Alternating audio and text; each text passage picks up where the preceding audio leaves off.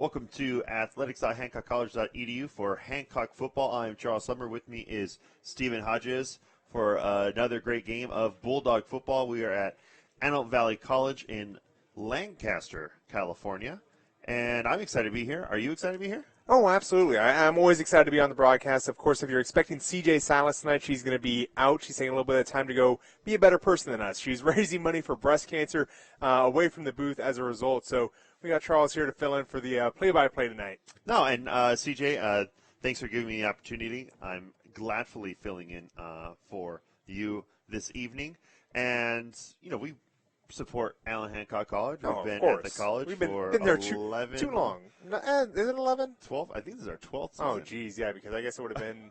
2008? Yeah, 08 would be 11 years. And luckily we got here safely. There are fires in the area, so our warm wishes to those that are keeping safe and to the firefighters doing everything they can to extinguish those fires. We actually drove down, and we were literally right next to the fire, and they were working on that, and we hope the best for all those families that are suffering with the wildfires right now throughout California. Yeah, of course. It is, even detoured us a little bit, but it looks like, a lot of hard work going on. We were hoping for the best, but we're here to talk about football, fortunately, and this has been a football team that's already seen its share of struggles. 2-2 is Hancock College. They're going to be facing the 3-1 Antelope Valley College here tonight, and for Hancock, really, the test is going to be on the offense. The offense was shut down heavily last week against Citrus, and so, it got to the point that they just couldn't function that second half at all. So this is going to be another stingy team. This is going to be a team that's going to be heavy on defense in Antelope Valley College. They had one game where they allowed 55 points. Outside of that game, no team scored more than 28 points against them. So Hancock College is really going to have to push the ball, make sure that they can get those points on because they're going to be hard to get tonight. Yeah, they are coming off a 14-7 win from last week against Santa Barbara City College, a conference foe for the Bulldogs this year. So this will be a good way to make a statement heading into conference next week. But, yeah, as you said, they're pretty stingy on defense. They're only allowing 78 yards per game on the ground, but giving up 262 yards. So we'll see if the Bulldogs can muster up some passing offense with Matt Garcia, who took the reins last week and has done fairly well. He's got a 56% completion percentage, 242 yards in essentially 2 games, and threw a touchdown. So we'll see if the Bulldogs can pull out the passing game, but it's going to be tough to stop the rushing game of the Bulldogs. It's going to be a little bit tough sledding. I will say for Antelope Valley College, those 75 yards rushing, a lot of that has to do with the fact that a lot of teams they played are pass-happy teams. I mean, they're teams that, a lot of coaches will disparagingly say play basketball on turf. Mm-hmm. And so that's not how Hancock's done it. That's how Hancock's never done it in their history. They're very much a power-run team. So if you're not familiar with the team, this is kind of going to be an old-school type of game. They're going to run ISO, dive, power, all of those kind of big upfront plays. The one problem for Hancock in that regard, though, is they've had to reshuffle their line. They've had a little bit of injury problems last couple weeks. So this is going to be some players playing out of position, some players that haven't seen a lot of playing time so far, trying to get tough yards against a team that's really stingy against the run. And even though we say, well, we got to see Matt Garcia get involved, that's not that easy of a task for Hancock. They just want to run the ball. That's what they want to do. They want to establish their presence on the ground first. And the defensive side for the Bulldogs, they'll have their hands full.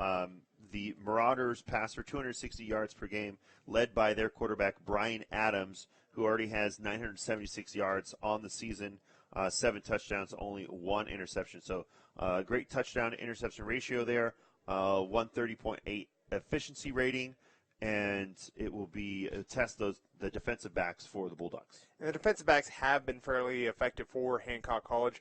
They've generated some turnovers early this year, and they really play a downhill game. I mean, you look at some of the highlights from these defensive backs. A lot of times your highlights for a defensive player are knockdowns. They're going to be the interceptions, obviously, that sort of stuff. For Hancock, their highlight reel is heavy hits. They come down and crack down on screen plays. They're not going to allow anything easy underneath. So really for Hancock, the task is to be defending those deep routes. They've got some big play wide receivers at Antelope Valley College. There's a player that's averaging over 38 yards a catch. So shutting down those long seam routes is going to be a big task for the defensive backs today. Yeah, those wide receivers have done really well this year, starting with Artrell Marks, who has 226 yards. He's averaging 10 receiving yards per catch. And then there's Arias Collins, who has almost 400 yards of those 976 yards from Brian Adams. And he has 3 touchdowns on the season. So he's averaging just under 100 yards per game receiving. So it's going to be tough for this Bulldog defense. And I think another part of that Bulldog defense, as far as the pass attack goes, of course, you usually blame defensive backs when pass attack doesn't really work. But the defensive line for Hancock's been very aggressive this year, and I think if they're able to keep that aggression up against the Antelope Valley, you're going to trim that timing on the routes down enough where those deep routes aren't going to be as available. And the quarterback really moving on his feet, could be a little bit panicked in the pocket. So a lot of opportunities for the defense to show off. They were great against Citrus. Ultimately, it was the offense that didn't get things going. So if the defense is able to take care of business, should make this sledding a little bit easier for the offense. Well, we're about 3 minutes away from this game starting.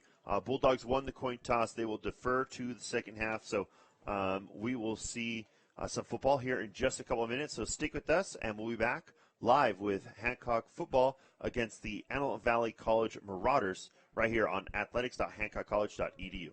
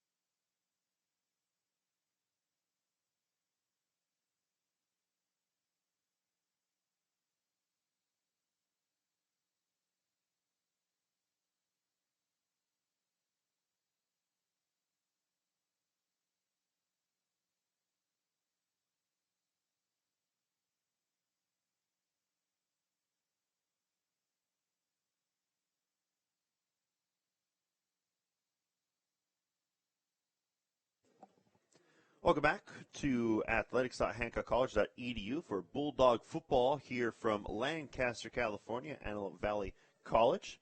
The Marauders hosting the Bulldogs, and we're about to get underway. And it's nice football weather. Time hasn't changed, so the sun is setting behind us. But really nice turf field. We do want to recognize our officials from the Southern California Collegiate Football Officials Association. Referee George Arredondo. Umpire Sean Chamberlain, head linesman Chris Mayer, line judge Keith Sabo, field judge Terrence Littlefield, side judge Parker Anderson, and back judge Ed Baltieres. And the Bulldogs are going to kick off, and the Marauders back to receive. So we are ready for another week of Hancock football. Stephen? Absolutely. This is going to be an exciting one, too. Like I said, you got a real tough run defense going up against a all-state run offense. Of course, Antelope Valley with the run defense, while Hancock has the run offense. Antelope Valley's going to get their hands on the ball first. They're much more traditional kind of spread and balance it out. They're going to both run and throw the ball, not as I don't want to say one-dimensional, but a little bit more nuanced of an offense than what you see with the Bulldogs. Edgar Zacharias setting up to kick off for the Bulldogs. Back deep to receive Jalen Purdue and Artrell Marks for the Marauders.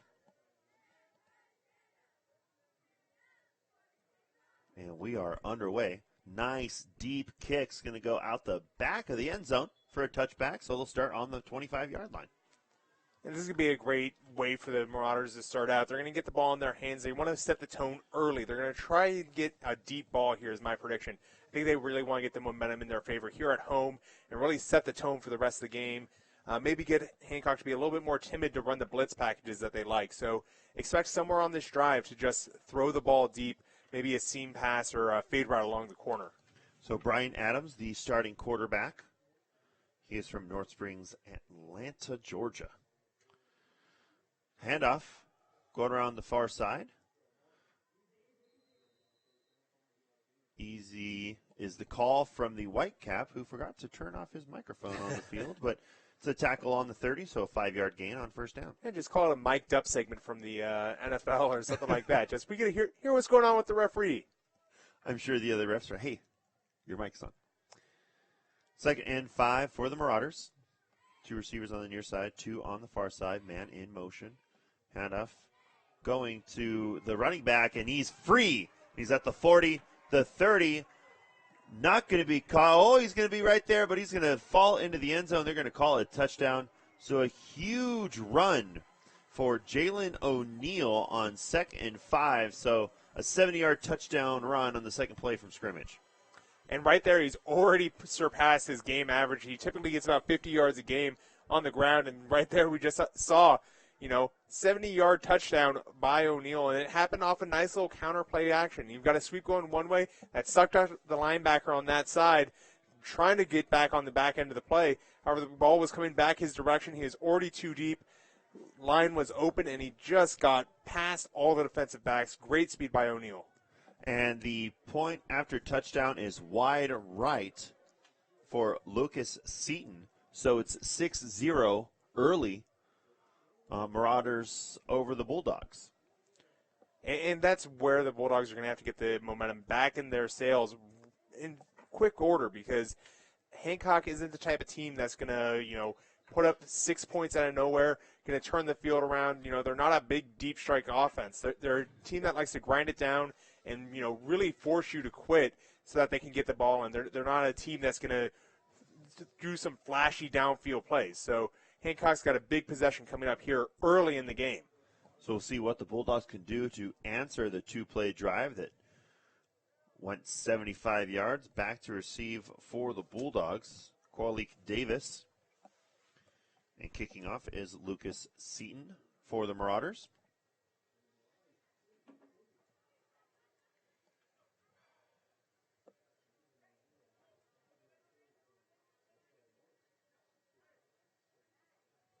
Seaton's kick, nice and high, going to be fielded about the 5-yard line.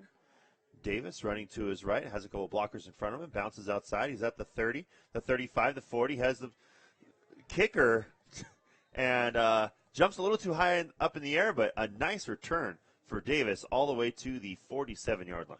Qualik Davis is a major returning threat. He's got not just the speed, but the vision. He's able to make a couple cuts there that other returners may not have seen, and allowed him to get upfield and make the easy yards. That's really what you're looking for from a kick return. You're not always looking for the guy to go coast to coast, really fly around. You just got to get the easy yards and get upfield. He did it there. The result is a great field position. It's going to be 1st and 10 from their 47. Matt Garcia under center, I formation. Rasan Young, the receiver on the far side, and back to pass to Young. And Young held up a little bit, and no penalties on the play, but trying to air it out there on first down.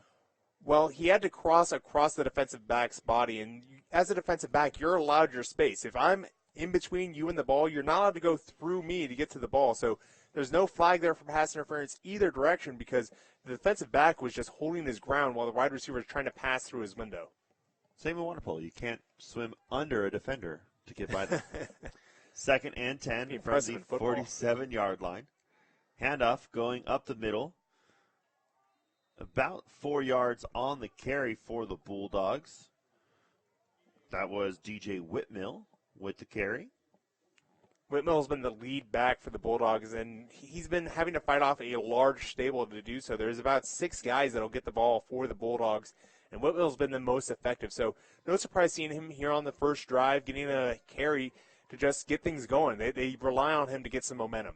He has 334 yards on the season. No touchdowns. Back there right now is Eddie Battle. And it's going to be a quick pass to Young, and Young past the first down marker. Flag coming in, but I believe this is going to go against the defense. Yeah, this looks like it's be defensive holding against the Marauders, and we'll see the official call, but That was a pass caught through a pass interference play. This might just be tacked on to the end of the play. By the way that they're spotting it, there we go. The flag's being moved back. But great job fighting off the defense and making the catch one-handed despite the clear interference. And, yeah, it's going to be holding against the Marauders, and it's going to be declined. So a nice pass from Garcia to Young. Turns into a Bulldog first down at the Marauder 38-yard line.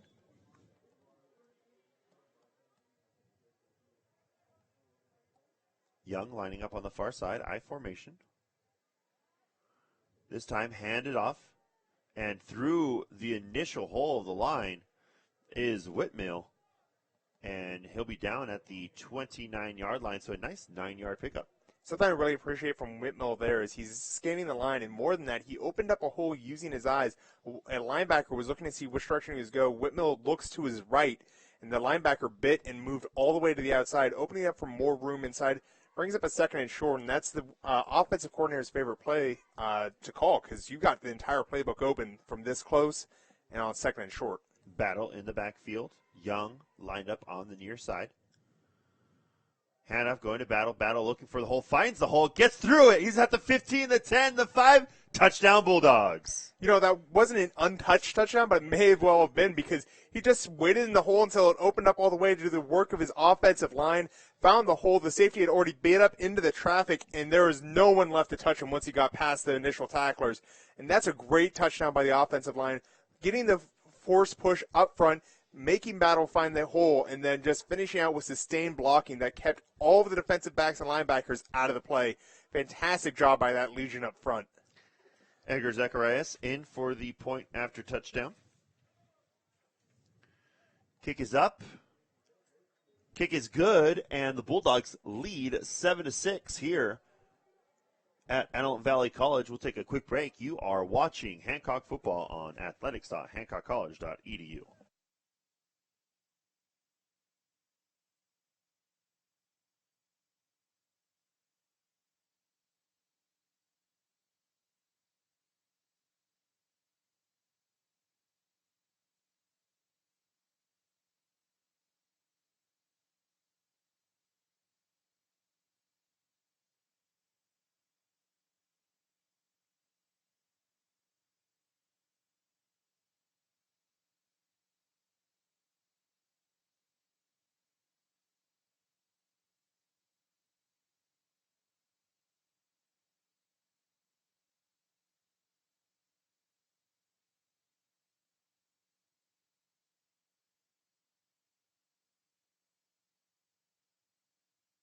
Welcome back to Bulldog football right here on athletics.hancockcollege.edu. Kate England setting up to kick off for the Bulldogs.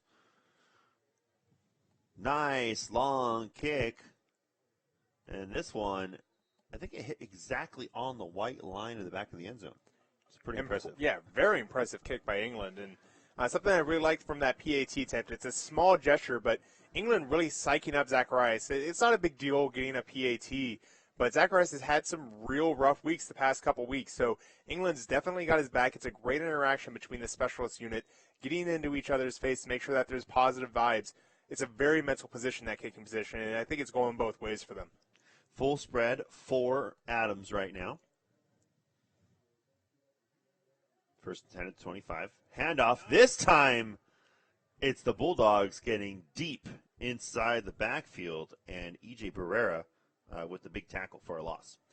And that's a really rough play as the offense because you watch your wide receiver go down on a sweep play. However, they can't feel too bad because that means that the Hancock Bulldogs are biting on that sweep play. They can use it to open up another long run like the one we saw on the last drive where O'Neal had a 70-yard touchdown. 3 receivers on the far side, 1 receiver on the near side. Adams with O'Neal to his right. Looking downfield, passes. It's complete to Jalen Sargent, who is forced out of bounds. Right now, Qualic Davis. Right now, I'm looking at the safety play of the Bulldogs after they kind of got burned on the last drive and seeing where they're at. I think their eyes are too far in the backfield right now. I feel like that perimeter play, if that tackle got broken, would have been wide open downfield. The safeties need to play a little bit further back than where they're at right now because they're playing with fire. 3rd and 5 right now for the Marauders. Davis out because his helmet came off on that one play. Replacing is Castiani. Ioni. So in college, even if you step back, you can't step back after jumping off sides? I'm pretty sure you're not. You have that delayed call in college, I believe. That shouldn't be. They're going to call this because the flag got thrown, but there's no contact. Unless you make contact in college, that shouldn't be stopped play. That should have been clear by the defense. It should have been on Antelope Valley, the onus to snap the ball, but this will be a free first down for the Marauders. Where's John Erebaron when you need him? Probably mission prep. I mean, he's doing the JV game last night. 1st and 10. 3 receivers on the far side, 1 on the near side. Adams in shotgun, back to pass, looking to his receiver on his left. Again, that's a completion to Sargent for about an equal positive yardage as last time. And that's how these no-huddle offenses are supposed to work. Just get completion after completion and keep the defense on the field and exhausted. 2nd and 4. Reading the defense, play coming in from the sideline.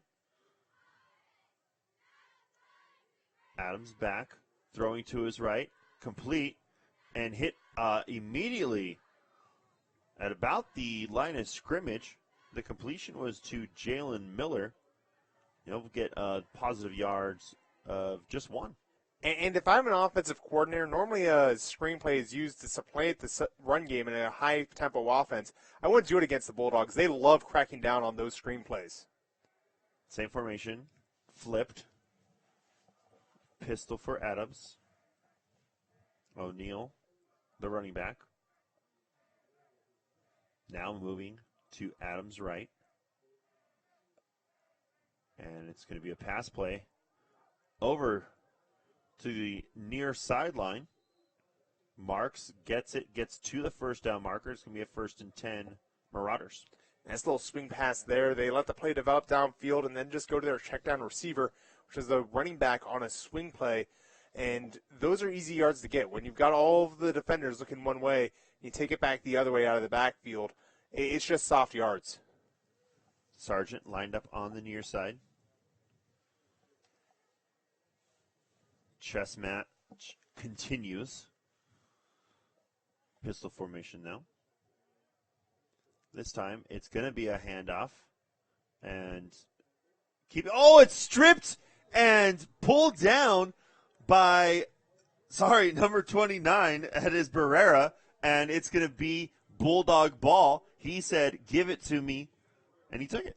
And that's the danger that you have when you fight for those extra yards. If he had actually let the defense push him back, he would have been down. The momentum was stopping, so that's why it's close to not being a strip ball. However, he keeps himself up and gets the ball just taken out of his hands. You got to get 2 hands on you when you got that many people around the ball. Just clamp it down and go down with it. That was a case of trying to do too much on a simple play. If you can't stop it, just take it away, right? That's right. 2 receivers, 1 on each side. Motion from the tight end. Handoff. Going up the middle, big hole, gets through to the linebackers and is brought down at the 42-yard line, 6-yard pickup. Great down blocking by the line there. I know I talked a lot about on that battle touchdown about how it's really the offensive line that got it. Here we see a play made just by one side concaving all the way to the left. They're really impacting the defensive line. That defensive line's got to embed themselves on the line of scrimmage a little bit better than what we've seen so far, as the O-line for Hancock has come out for a fight. Nice carry for Whitmill. Now Maurice Smith in the backfield. This time it's going to be a pass play, and it falls incomplete, intended for Vontae Hudson, and it'll bring up 3rd and 4. I think that is just one step too many by Garcia, the quarterback. He missed his timing on that route. He wasn't settled with his feet. As a result, he was kind of falling back a little bit, throwing across his body to get that pass out there. If he had settled his feet and delivered it, it would have been complete, but it could have been intercepted because he was too late getting back. 3rd and 4. Receivers on each side, I formation. Fakes the handoff. Garcia looking to run it himself, under pressure, down at the 45, so a loss of 3 on the play, and it'll bring up 4th down for the Bulldogs. I think the play action was a great idea there. The defense is clearly looking for the run every single time the Bulldogs go to the line, so that play action is a good call. It's just a matter of execution. Where the O-line has been successful run blocking, the pass blocking has been suspect, so they didn't have the time to set up, and like I said, the feet of Garcia just never settled, and so that pass couldn't get out. Cade England to punt the ball away for the Bulldogs.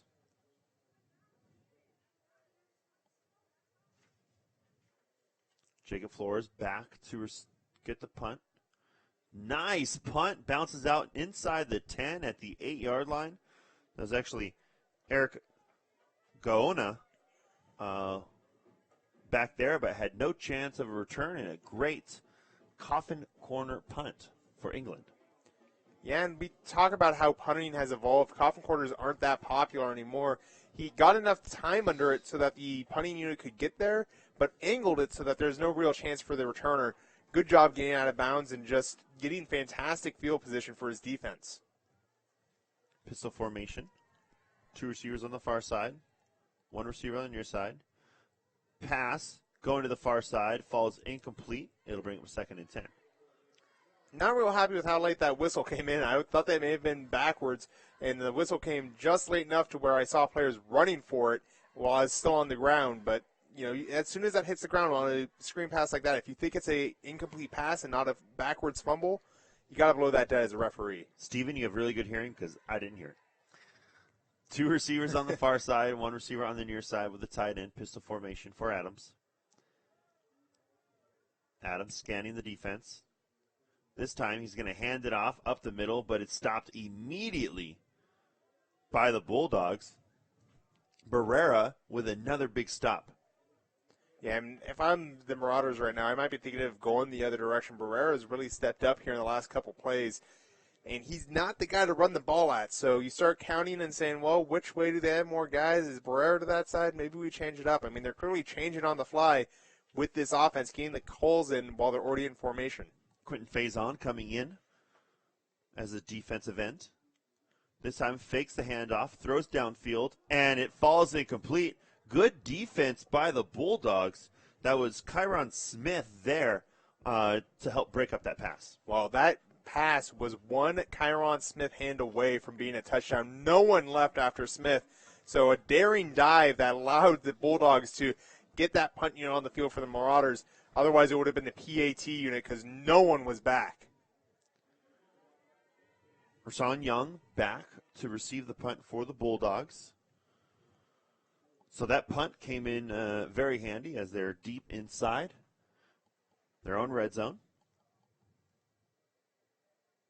And yeah, and this Bulldog defense is known for blocking punts, so they got to be careful here.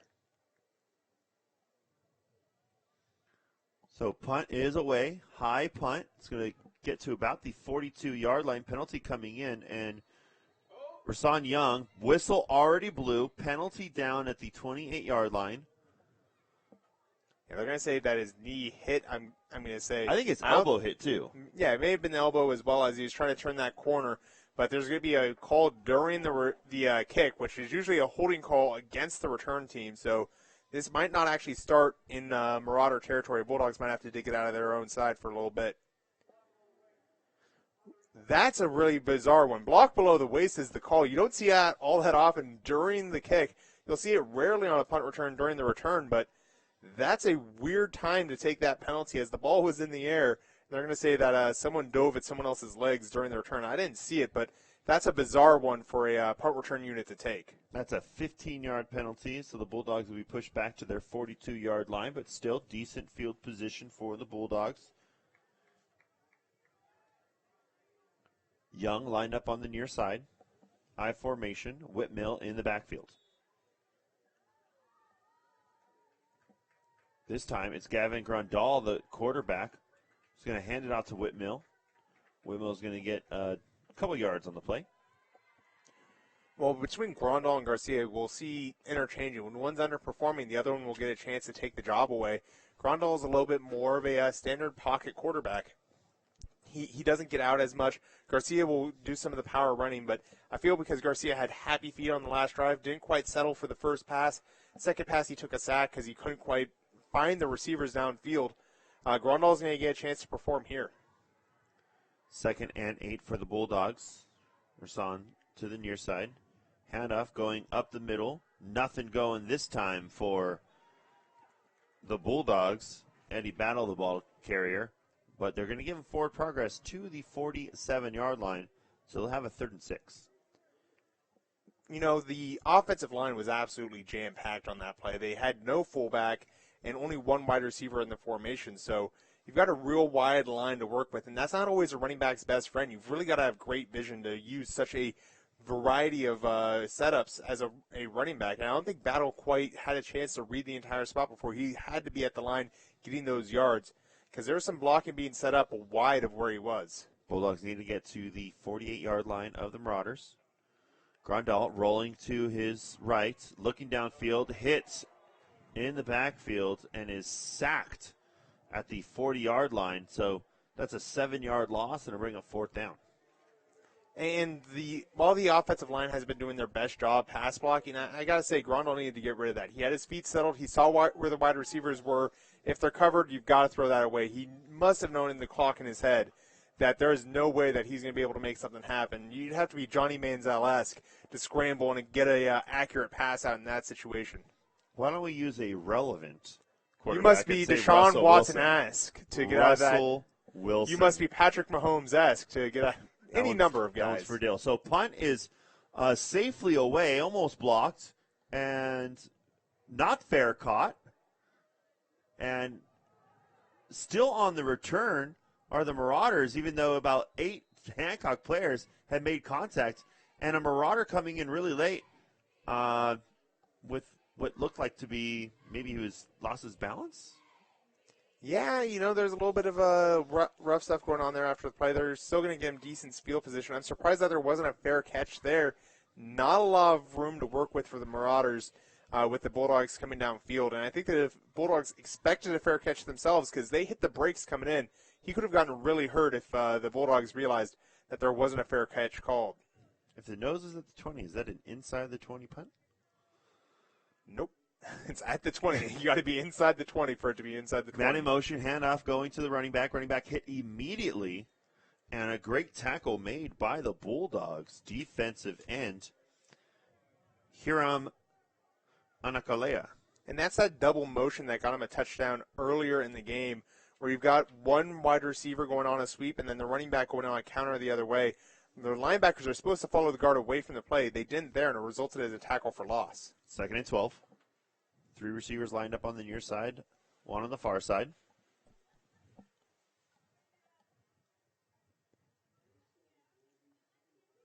Adjustments made by the coaching staff. Man in motion. Adams looking to his left under pressure and is just going to bring it down, and the Bulldogs are going to hold him up. And first there for the Bulldogs was Jackson Valencia out of St. Anna's High School. And that was a sack that he didn't need to take. I think he was intimidated by the linebacker coming back, hurdling his running back, but that linebacker didn't have his footing when he came back down. He could have tucked it and run, but instead he tuck it, tried to go straight through the line, and there was a number of other Bulldogs waiting for him there. 3rd and 15. Back to pass Adams, rolling to his left, throwing back across the field, and it's complete. And just past the first down marker is Jalen Sargent. So the Bulldogs giving up 16 yards on a 3rd and 15. Those are the types of third downs that you want to avoid. The Marauders aren't fantastic at third down. They're only converting at a 37% rate coming into this game. And the Bulldogs really got to execute on that. If you've got a team that's poor on third downs, you better be great on third downs to match that because they're going to be working on that all week. Adams back to pass, under pressure, throws downfield, and just out of the fingertips of Sargent. It was just a little underthrown because of the pressure being put on by the Bulldog defensive line. And the Bulldogs are getting into a kind of blitz-happy scheme that they love to work out of. This is where they just come downfield and force the ball out of the quarterback's hands in a hurry. I could see an interception coming just from the pressure coming from the linebacking core and front seven in general of the Bulldogs. 3 receivers on the far side, 1 on the near side. Adams seeing what the linebackers are going to do, getting some adjustments from the coach.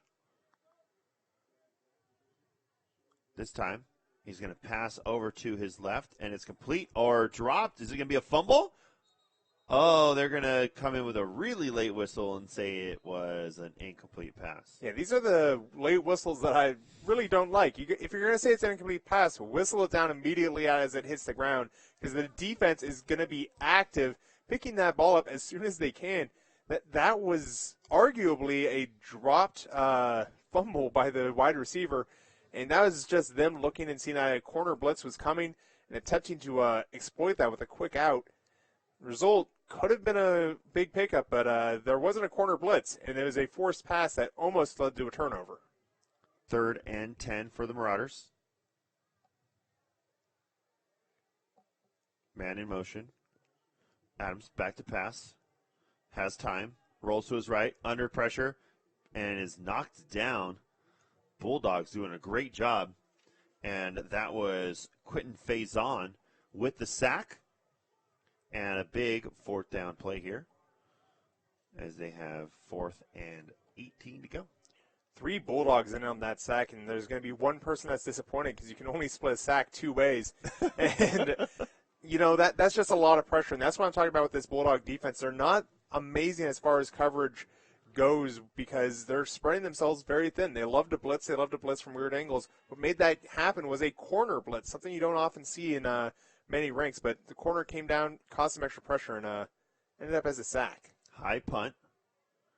Fielded by Young. Young trying to dance around a couple Marauders and is brought down at the 40-yard line. So you're telling me you can't have a .33333 sack? .333 repeating.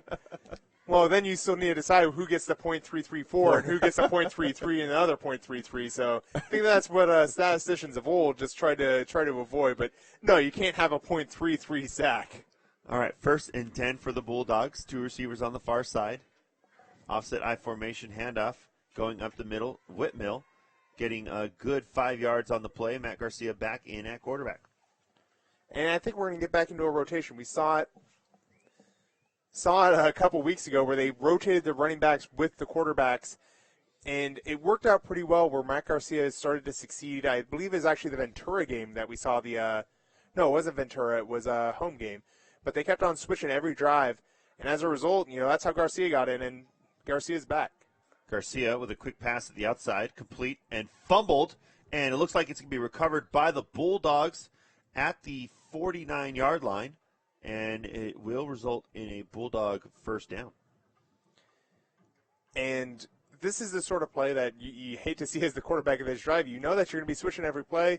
You want to get as many plays in as you can, and you throw a perfect pass for the screen pass, and it's fumbled. So Garcia's got to be sitting there shaking his head a little bit saying, if I'm going to get you the ball, you better hang on to that thing. Oh, that's a generous spot. They put it all the way down at the 48-yard line. Bulldogs back up to the line of scrimmage, and the head linesman is going to come over and talk to the head ref. No, it's going to be a timeout by Antelope Valley. All right, timeout. And I got a request for Brian Dill. Let's get a shot of that moon for our watching audience. But we'll take a quick break. You are watching Bulldog football on athletics.hancockcollege.edu.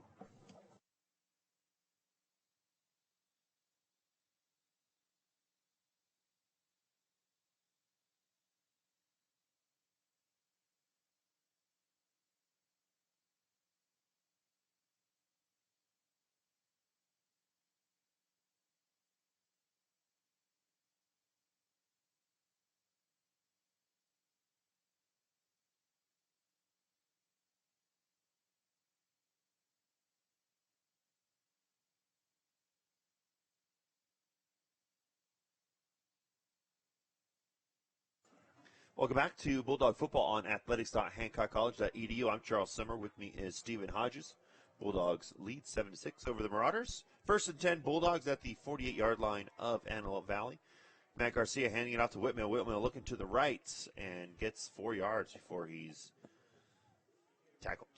Yeah, not even really tackled, too. He just kind of like ran straight into the shoulder pads of a defender who's already on the ground. A little bit of a submarine job by the defense there, but this is what gets Whitmill so much attention from, people around the state and people locally, is that he's got a lot of speed on him. Even though he's kind of hitting near the line of scrimmage, pop forward for 4 yards. That's a pretty good pickup considering the circumstances. Young lining up on the far side. 2 receivers over there. This time, handoff going to Smith. Smith past the initial tackle. Nice yard after contact down to the 31-yard line. A Bulldog first down. Yards after contact is a great stat for a running back because it shows you how dedicated you are on an individual run. That was a large amount of yards after contact. Probably picked up another first down, essentially, another 10 yards after being hit. So if you're hitting that kind of yard after contact, it shows your dedication to the play and ability to bounce off a tackler. Whitmill back into the game. Same formation, far hash mark. This time, right up the middle is Whitmill. Hard fought 4 yards there, down to the 27-yard line. The blitz coming from the Marauders there was a fire off the edges. That really shuts down any sort of sweep play or counter play that you may have been trying to run to that side. So luckily they decided to dive right up the middle, and Whitmill just got behind his big guys and got the yards up the middle. Typically when you fire off the edges, you've got your middle linebackers heading towards the sidelines. Luckily for the middle linebackers, they recognized the dive play and collided at the line of scrimmage to limit the damage. Offensive lineman Heda Hernandez limping off the field, being replaced, but that'll end the first quarter play here at Antelope Valley. Bulldogs lead 7-6. We'll take a short break. You are watching Bulldog football on athletics.hancockcollege.edu.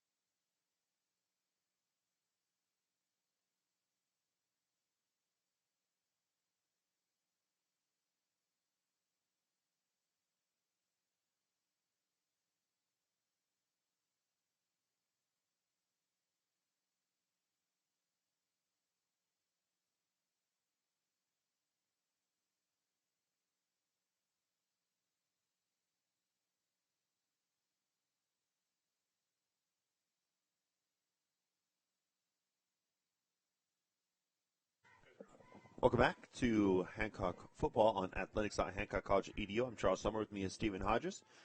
Second down for the Bulldogs. Pitch going to Smith. Penalty marker coming in during the play. Smith driving forward to the 25-yard line, but it looks like they're going to give a penalty against the fullback.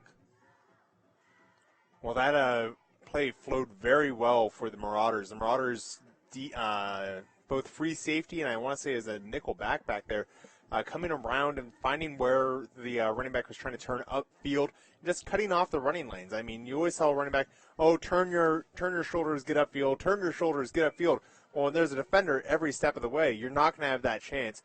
So the Antelope Valley College sniffing out the play well and flowing with the play, making sure he gets out to the sideline. Penalty against the Bulldogs will back them to the 37-yard line. It remains second down, 2nd and 16.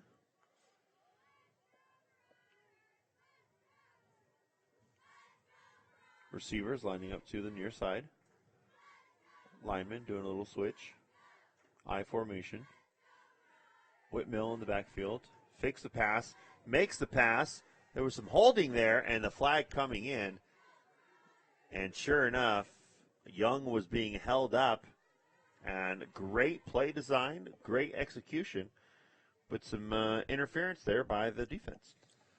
Well, that's what's called the wheel route. It's where you fake the screen and then you throw deep downfield. We've talked about the Bulldogs' aggression on the screen plays. Well, this is a play that works against the Marauders' aggression on the screen play.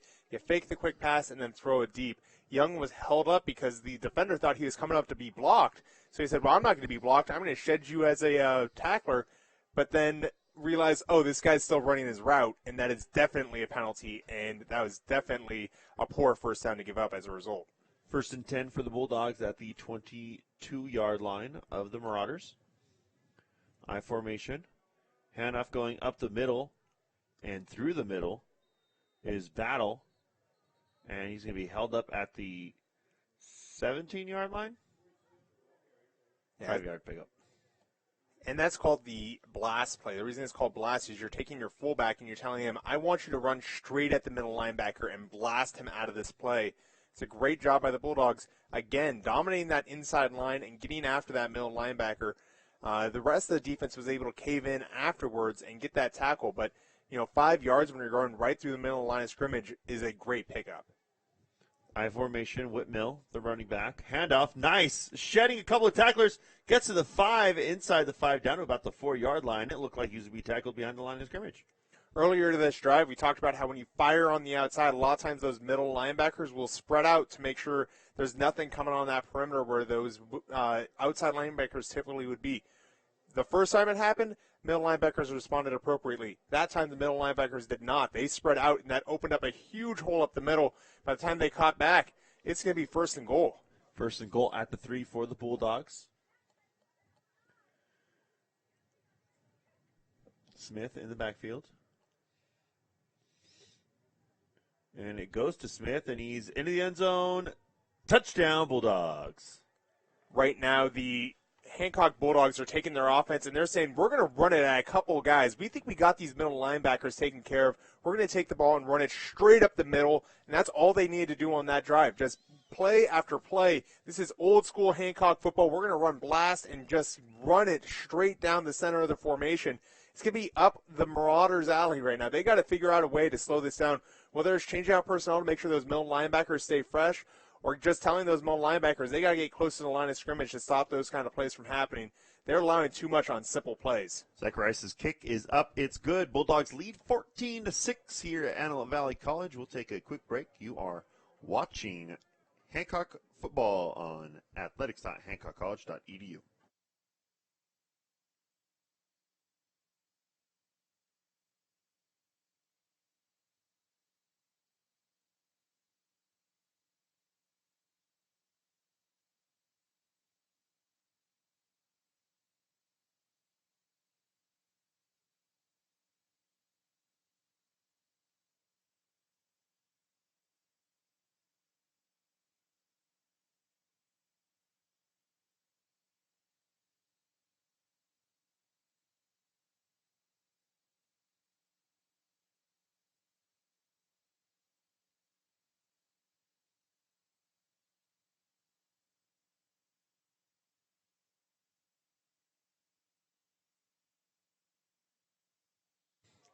Welcome back to Bulldog football here on athletics.hancockcollege.edu. I'm Charles Summer. With me is Stephen Hunch. I want to give a special thanks to we'll call him our executive producer tonight, Brian Dill, doing an excellent job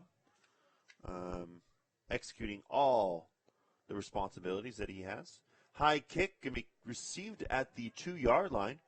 Decent return already at the 25 to the 30. Couple guys to beat at the 40. At the 45, driven out at about the 46, 47-yard line. We as humans are kind of patterned to recognize patterns. We like to see things happen. I think the Bulldogs just caught up expecting Zacharias to kick another one out the back of the end zone, and they just ended up lolling downfield. You got to drive down every play as if that's not going to go. Zacharias had a great kick. He got to about the 1-yard line. However, that's still a returnable ball. They do return it, and they end up getting great field position because I think a lot of the Bulldogs expected that to just keep going out the back of the end zone as it's been going so far. 1st and 10 at the 48, 3 receivers on the near side, 1 on the far side, pistol formation. Adams going to hand it off, and good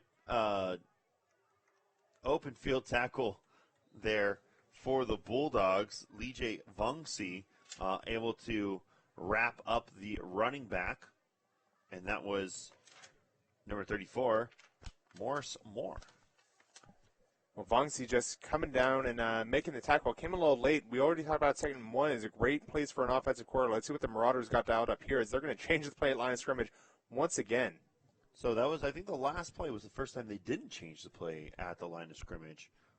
with snap count. And here we are. Same formation. Adams back to pass this time, looking downfield, throwing downfield, and overthrows his receiver just barely.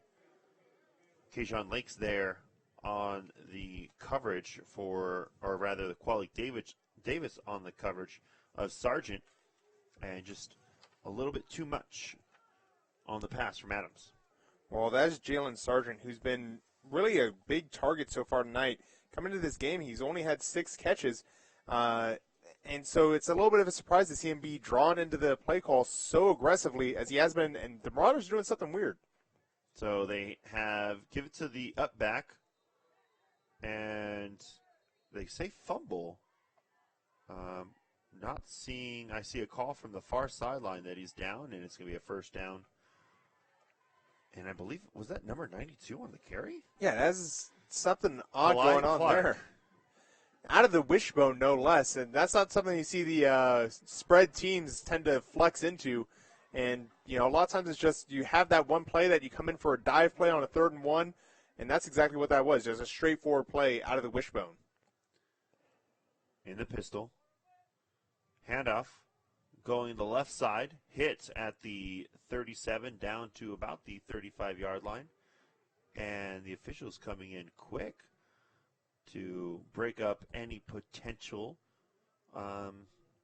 friendly argument, what would we call it? Yeah, a little discussion, probably finding out where each other are having dinner tonight. Something I want to point out there, Brian Adams, the quarterback for the Marauders, using kind of a menace to keep the defense away from the backside pursuit. It's great to see quarterbacks get involved in the play. However, if he was trying to fake that he had the ball, probably should at least have one arm strapped across your chest as you're doing that. 3 receivers on the near side, 1 on the far side.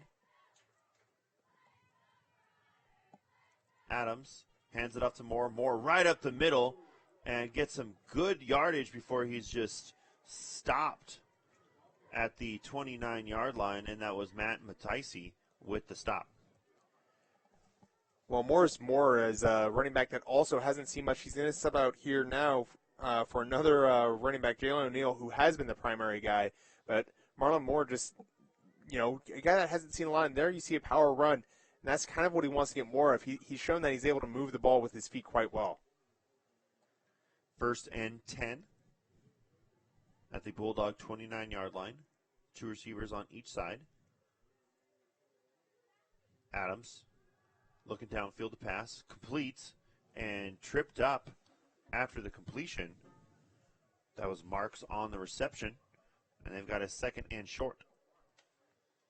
Well, Mark's just doing a great job getting outside, getting upfield after he gets the ball. He's going to bring up another 2nd and short, and we've been seeing the Marauders have great success with this 2nd and short kind of area as they have their short yardage plays ready, but they like to take shots here when it's close.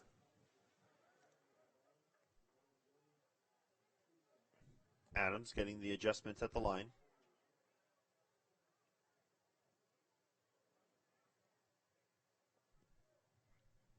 Pistol formation. Fakes the handoff. It's tipped at the line of scrimmage. Did it hit a helmet? It got batted by something. It may have just hit the back of an offensive lineman's helmet. He's trying to throw it down and away from the defenders as he had a mid-screen set up for the team. And we're going to see probably that wishbone formation coming up here again. But down and away, and he hits his own guy. And that's going to bring up a 3rd and short. Like I said, I like them trying something a little different, but you got to make sure you can execute on it. It will be wishbone again. 3rd and 3. This time going to the running back, and it is stopped immediately for a loss of 2 by the Bulldogs. This time they did not give it to the 6'1", 296-pound freshman out of West Virginia, Kalai Clark. Rather, they gave it to the 5'9", 185 running back, Jalen O'Neal. Well, this is kind of a tweener spot for junior college and community college in general where you don't know if your kicker is going to have that 42, 41-yard leg kick. So are you going to go for it, or are you just going to kind of kick it back? It looks like they're going to go for it on 4th and pretty long. O'Neal in the backfield with Adams. 3 receivers on the near side, 1 receiver on the far side. Adams looking downfield, nothing there. Goes around the other way, checks it down. It falls on the ground, incomplete, turnover on downs. Well, this year they were 4-8 coming into this game, so it'll be 4-9 on fourth down. So if you consider a 50-50 shot, granted, a lot of those aren't going to be your 4th and 5s. You're typically looking at a 4th and 1 or 2 when you go for it on fourth down. They're not going to get it here, and that's going to be costly. They had a chance to tie it up down near the Bulldogs' goal line. So Hancock takes over, and this is going to be one of those missed opportunities if this starts to get out of hand that Antelope Valley's got to look at. Maybe we should have called something else there. And Hancock's been soaking up the clock, running the ball. Offset I formation. Garcia throws it. It's batted down, and it was the defensive lineman Jalen Harvery with the breakup there out of Columbus, Ohio. And I'll bring up second down. Well, and Harvery knew that he wasn't going to get to the quarterback, so he just used his vertical leap and hands to knock that one down. He knew the ball was coming quick because the offensive line just shot out and punched. Garcia this time hands it off, going around the right side, only about a yard on the pickup for the Bulldogs. And the Bulldogs, probably should go back to that run right up the middle. I'm not sure why we're seeing them go to this quick pass game and kind of counterplay when they had something going straight up the middle that last drive where they only had a play call about 2 or 3 different plays, all power run style plays that just opened up time and time again. Eddie Battle into the game. Kajon Lakes and Rashawn Young lined up on the near side. Fakes the draw play, goes to Battle. Battle battling his way past the 30-yard line down to about the 31. So a good pickup there on third down, but it's going to bring up 4th and 3, and the punt team's going to come on. I love the draw play call because it's a low-risk play. You're not worrying about turning it over on 3rd and long, and you're putting the ball in the running back's hands with a lot of options to be made out in front of him. Because let your playmaker make a play. The thing I didn't like about that play, Matt Garcia's got to realize if you're going to fake the pass, you should probably look towards your eligible wide receivers on the other side of the field rather than to the right where there was no one available at all. So punt coming for the Bulldogs. Nice punt. It's going to bounce at the 30 and takes a Bulldog bounce inside the 25 down to the 24 where it's downed by Barrera, and the Marauders will take over 1st and 10. And that's a waste opportunity for the Bulldogs. We talked about if things started shaking out where Hancock was going to get control, they'd end up regretting that last drive with the Marauders. Well, right now Hancock's going to be regretting their last drive. They got the ball back with a chance to really split this game open, and they gave it back to a Marauders team that's been driving the ball very effectively. So Antelope Valley right now is just looking to get that offense back in high gear like it was at the start of the last drive and make something happen. 2 receivers on the far side, 1 receiver on the near side. New quarterback in. Pass out to the far side. Completes. About a 5-yard pickup on the play. And it's Tyler Selvig, the quarterback right now. Well, Selvig's had some action earlier this year. He appeared in 4 games and is he'll be 7 for 21 now. So not the highest completion. So a screenplay, probably the right call to get a little confidence in his arm to start this game. 2nd and 4. Miscommunication brings it down. He's going to run it himself. And a penalty coming in near the end of the play as Selvig is tackled near the first down marker on the far side of the field. I'm not sure if that was a miscommunication. I think that was a counter option play all the way, and Selvig just saw what he needed to see early and just didn't do the mesh to start the play. I think he probably would have gotten a little bit more if he had been patient and let the block set up a little faster. If you pull that ball out too early, the defense is going to be able to recognize and readjust as you're running the play. And this is going to be holding against Antelope Valley. But as I was saying, if he had waited just a little bit more, those linebackers would have sunk down. He would have had an even bigger lane to run through. Possibly could have had a first down or more if there wasn't a penalty.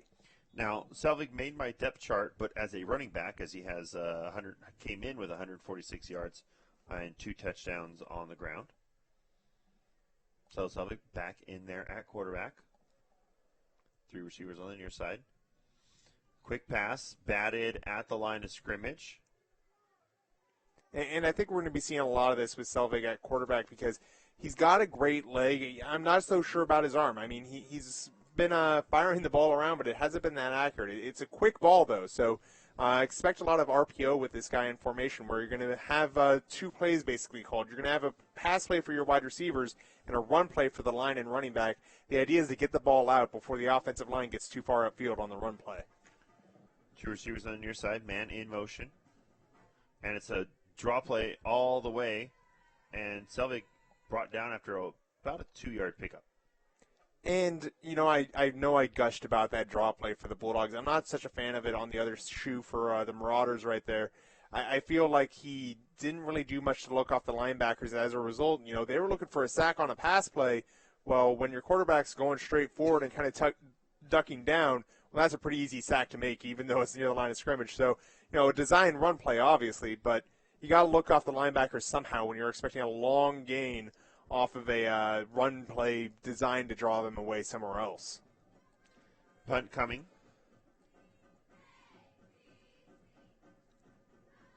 Punt, not very long, going to bounce about the 50-yard line. Actually goes out of bounds on the Marauder side of the field. Well, I've been known for the refrain of punters are people too, and I think Cade England is really making a case as one of the most valuable players on this Hancock team. He flipped the field, and then you put the ball in the other hand. I'll forgive the other punter a chance. Not nearly as much of a result. As a result, the Bulldogs are going to have the ball in Marauder territory to start their drive through the hand of the punters. So it'll be 1st and 10 for the Bulldogs at the 40-yard line. So great field position right here for the Bulldogs. Up 14-6. Handoff going to Whitmill. Whitmill up the middle. Gets through one tackler. Carrying another, and it takes 3 Marauders to bring him down inside the 30, down to the 28 for a Bulldog first down. And this is back to in-formation running. There's some guards pulling across, but that is part of the design play. I think that's either a power or a what's called a G play, where you pull the strong side guard, play side guard on the play, and just drove straight forward. And I think that's where Hancock's going to be finding their success in this game. Don't worry about that perimeter, easy yard stuff. Get the hard yards right up the center. 1st and 10. Handoff right up the middle. And diving to the 23-yard line is Eddie Battle. 3 yards of play, 4 yards of play is a bad play for the end of the night. But if you're saying a minimum of 3 or 4 yards of play, that's great. If I know I'm going to get no less than 3 or 4 plays on a run play, I'm going to keep running that run play. And that's what we're seeing with the Bulldogs. Huge gain on first down. It's about 6. And they're just going through the middle. They're getting hit near the line of scrimmage, but that doesn't matter because they're diving for those extra yards. Whitmill getting stopped after a minimal gain at the 21-yard line. So that'll bring up 3rd and about 3. When you look at the kicking situation that Hancock's had, not the most reliable kicker with Edgar Zacharias, you might just look at this as a chance to go for a touchdown, try the play action fake and go deep, because they should be able to get it on 4th down if they're not going to get it here on 3rd. 3rd and 3. Young lined up on the far side, I formation. Handoff goes to Battle. Battle jumps up over the line and across the first down marker for a first down. That wasn't the most well-blocked play, but it was one before the ball was even snapped. There was some good formation work by the Hancock Bulldogs. They used an unbalanced line look. And I don't think the defense was expecting it because they were still lined up as if there was a guard in formation on that left side. There wasn't. He was on the other side to help unbalance that line and get a big gain right up the middle, despite a few defenders getting through. There just weren't enough defenders on the play side. 1st and 10 at the 17-yard line. There it is again. Pitch going to Whitmill, and he's going to get past the 15 down to about the 13-yard line. So we'll see if the Bulldogs do it again for a 3rd time in a row, where the player closest to this side is on the line of scrimmage. He's a tight end, not a tackle, but he's the second player in from the center. So you've got usually a tight end, a guard, center, guard, 2 tackles, and then you've got the wide receiver on the far side. And no, they've got 3 guys in on the line on this one. All right, this time it's going to go to the left side, breaking out of the tackle at the 5, into the end zone. Touchdown, Bulldogs. That's Eddie Battle finding the end zone and extending this Bulldog lead. Eddie Battle with another one where he just finds his blocks and then accelerates with a set of rocket boots to get past the defense before anyone can get to him. fantastic job by Battle just finding the open field and finishing that play with authority, but also credit to Ed Herman, the offensive coordinator. Uses the unbalanced line look 2 plays in a row, shifts the defense to the far side of the field from us, and then going back to the near side to finish off the drive. Zacharias in for the point after touchdown. Ball's down. Kick is up. Kick is good. Bulldogs lead 21-6. You are watching Bulldog football on athletics.hancockcollege.edu.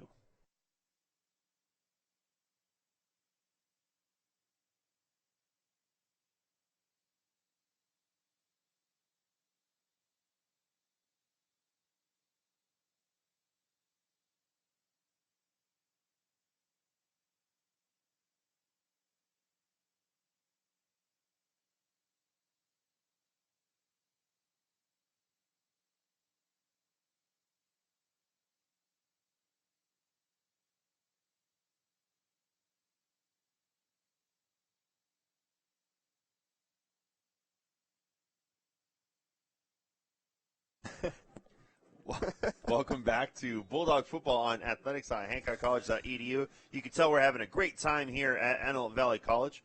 Coming back from a break with a little laughter. Oh, always a great time, especially with this crew. You're Charles Summer. I'm Stephen Hodges, of course, Brian Dole here, and this is going to be a sky kick. A little trickery, and it's going to be fair caught. We talked about that on the ride up. Fair catching kickoff. And with the fair catch is Tristan Sneezy. Well, we know which one of the 7 he is, as the upbacks were ready for that one. We talk about the kickoff, and there's a revolution going on in kickoff development. Right now we're seeing more sky kicks, more onside kicks out of odd places, and that's the idea is just if we can find a soft spot on the defense, find an upback that's looking to block rather than catch a ball, you can actually get a possession back that way and in great position. 1st and 10 at the 35-yard line. Oh, big hit, and followed by another big hit. And they're going to call incomplete pass.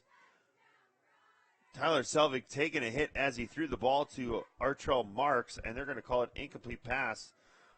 You know the Bulldogs want the complete pass and the loss of yardage. And, you know, there's something to be said that probably was the case. I think he had it going down to the ground, and I think they're going to say it was bobbled as it happened. 2 large hits that I don't think the Marauders quite like by the Bulldogs. They're playing downfield very well, really just paying their ears back and getting after the Marauders in quick order. Man in motion, fakes the handoff, and is going to take it himself and is brought down just past the line of scrimmage at the 36-yard line. 1-yard gain, 3rd and 9. Selvig really, you don't want to say run first. That's become an ugly word, but really is a run first quarterback. He's looking downfield, seeing if there's any place he can take it and really tuck the ball and take it himself. But that's going to get him tagged out as Brian Adams is going to come back in for the Marauders here. But they're going to have a quick second to talk things over.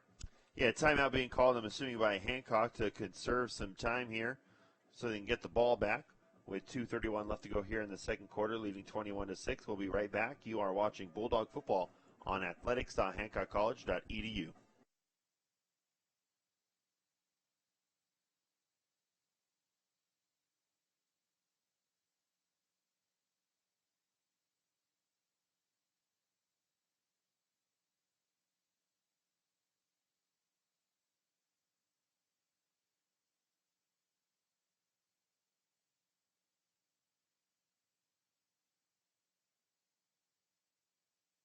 Welcome back to Bulldog football on athletics.hancockcollege.edu. I'm Charles Summer. With me is Stephen Hodges. It's a 3rd and 9 for the Marauders. Adams back in at quarterback. And he's back to pass, looking downfield, throwing downfield, and it's going to fall incomplete, intended for his receiver of Jalen Sargent, but smothered by the Bulldog defense. And it'll be 4th down. Well, you look between Adams and Selvig, they get 2 very different looks from an offense as a, you got a run-first quarterback and a pass-first quarterback. You got to go with Adams there at the end of the drive. Conserve some clock if you get the first down, and also give your options further downfield. Adams is much more the pocket guy who's going to throw the ball. 4th and 9. Nice high punt. Going to go out of bounds, way out of bounds, near the track. So the ball will be marked at, as soon as the referee drops his arm, at the 47-yard line. So that's going to be a 11-yard punt. You know, that's not a great punt for tonight, but they're in great position for the track meet next week. I think that was in lane 2. They're going to be well set up for the 100-meter dash. But, yeah, you know, you hate it when it goes off the side of the foot like that. It is a good distance. It just, you know, had a poor angle to it. And as a result, Hancock's got great field position with not much time left on the clock. Whitmell in the backfield. It's a fake handoff. Garcia trying to air it out for Young. Young had to come back to it, and it falls incomplete, nearly intercepted. But it wasn't Young. It was actually Kajon Lakes there, the wide receiver. Those are the kind of routes that Lakes loves to run. Just let him get to the ball, get under it. However, he was out-defended. The defender that was on him just played a man all the way down the field, kept that inside leverage, and just didn't let Lakes get around to the ball. That's exactly how you want to play corner in main coverage.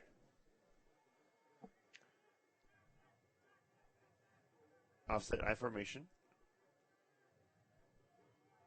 This time it's handed off and hit immediately at the line of scrimmage is Maurice Smith, and it'll bring up 3rd and 10. And handoff timing isn't something that comes up all that often, especially if you're watching mainly NFL and Division I college football games. But that's something that came up big there. The ball took too long to get back to the running back. The blocks were set up, but it's a tough job sustaining for the Hancock line. And as a result, the linebackers are able to flow back to the play, get off their blocks, and get the tackle near the line of scrimmage. The quarterback's got to get the ball to the running back faster in that situation, and that could have been a big play. So Dutra trying to salvage some time, and now it's the Marauders and Jalika trying to salvage some time for an extra possession. And, you know, I think it's a little bit I don't want to say foolhardy, but it's a little bit of a bold assumption that they're going to get the ball back with enough time, because Hancock can run the ball well, take another, you know, handful of seconds off, and then pin them deep with Cade England. Cade England has already had a coffin corner in this game. He's dialed in to help the Bulldogs on special teams. So as far as the field of play battle goes, I like the Bulldogs in this scenario. If I'm the Marauders, I want to get back to the locker room and start my adjustments. 3rd and 10 for the Bulldogs. Whitmell in the backfield. And it's going to be a pass for Garcia. Garcia rolling out wide open was his receiver at the 34-yard line. And a big first down for the Bulldogs. Well, the Bulldogs wide receivers on the far side were running what's called an out and up, aptly named, because you've got one guy running all the way up the field, the other one going out towards the sideline. The trailer was the near side tight end who is running a drag route, which drags across the formation of the defense. The defenders didn't account for him, and he was wide open as a result. Jerome Affe was the recipient of that pass. And a nice quick pass to Young. And Young knocked out of bounds at about the 20-yard line. They're going to mark it at about the 18th, so another first down for the Bulldogs. Salvaging some time on the clock, running out of bounds. And we talked about Garcia's patience earlier in the game, where he had a little bit too fast a feet. I feel like someone got in his ear, let him know to settle down, find the passing lanes, and just deliver a good ball. And that's exactly what we saw there. He waited for the hands at the defensive line to drop down, threw over it, found his wide open wide receiver, and just moved the chains. That's what you want out of your quarterback. Formation, receivers on both sides. This time, again, fakes it, throws it to the tight end. He runs out of bounds at about the 14-yard line. And it's going to be 2nd and about 5. Well, we got 1:27 left, not far to go. I wouldn't be surprised to see Hancock go back to their running game a little bit here, because those lanes should be opening up. You've got the defenders out defending the boundaries, trying to make sure that there's no perimeter routes getting open. A lot of times they forget to defend what's been the bread and butter, and for Hancock, that's been the run right up the middle. Don't be surprised if that's going to be the play call here for Ed Herman. One receiver lined up on the near side. A pitch going to Whitmell. Whitmell has a little room, cuts back around at the 5 or near the 5. Now, the ball came out, but they're going to call him down before it did. So it's going to be a first down for the Bulldogs. And there's an injured player on the field at the 19-yard line, Marauder, on his belly. Well, I'm not sure how that ball came out, so I don't want to speak as to whether or not it was a fumble, but great sweep play by the Bulldogs there. I was a little bit worried because I was saying, you don't want to, run it out towards the boundaries too much. That's where there's going to be a huge defense, and it's a great job by Whitmore also keeping in mind that he doesn't want to run out of bounds. They're going to try and milk a little bit of clock here, but with an official timeout due to an injured player, they're not going to get that opportunity. Yeah, we'll take a break. You are watching Bulldog football on athletics.hancockcollege.edu.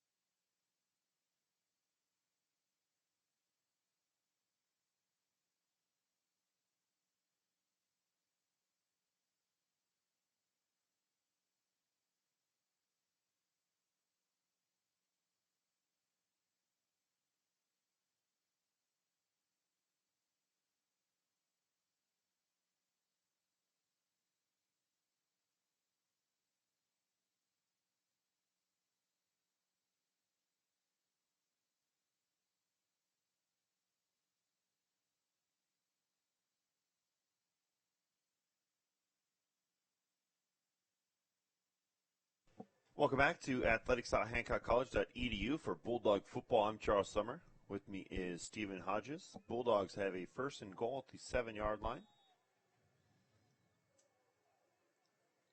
Whitmill in the backfield. And they're going to call it dead before it started. They threw a flag? I'm not sure I saw a flag. Okay, so illegal substitution on the defense. That makes sense why they blow that down.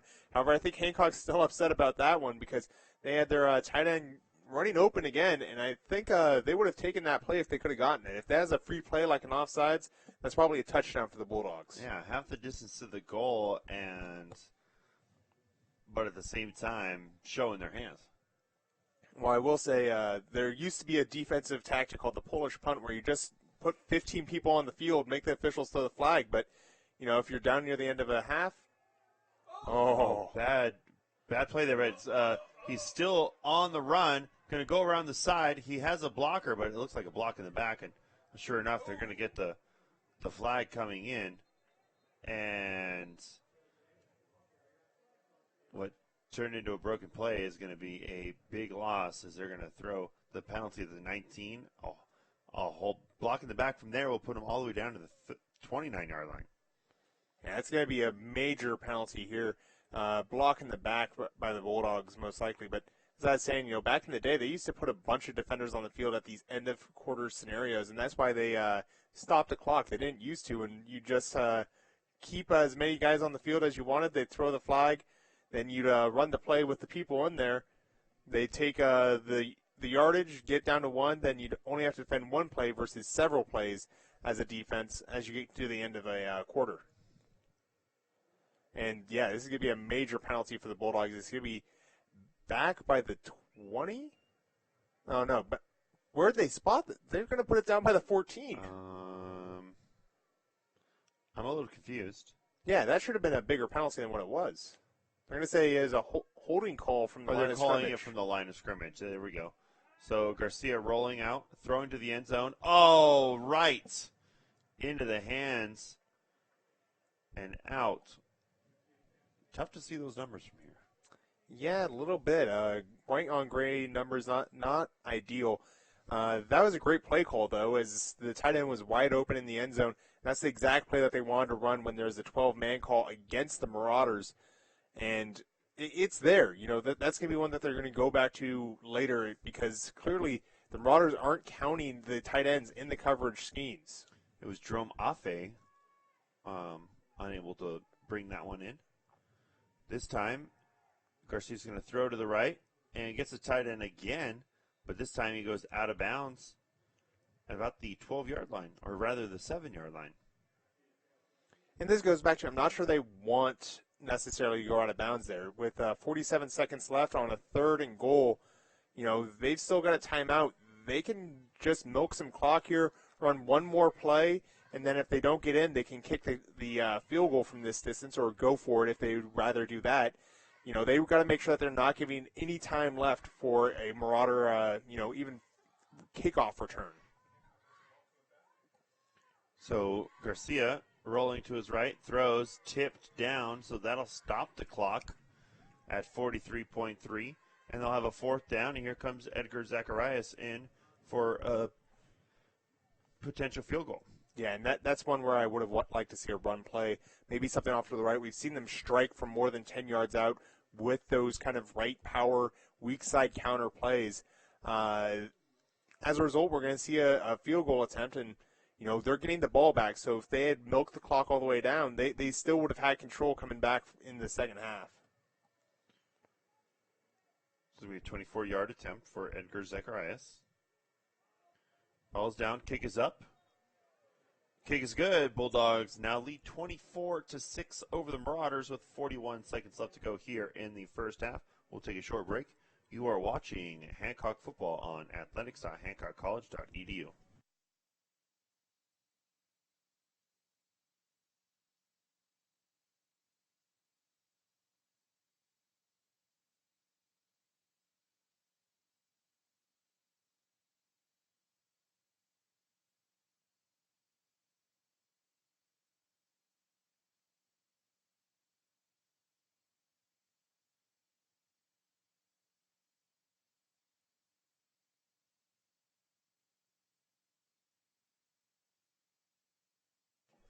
Welcome back to Bulldog Football on athletics.hancockcollege.edu.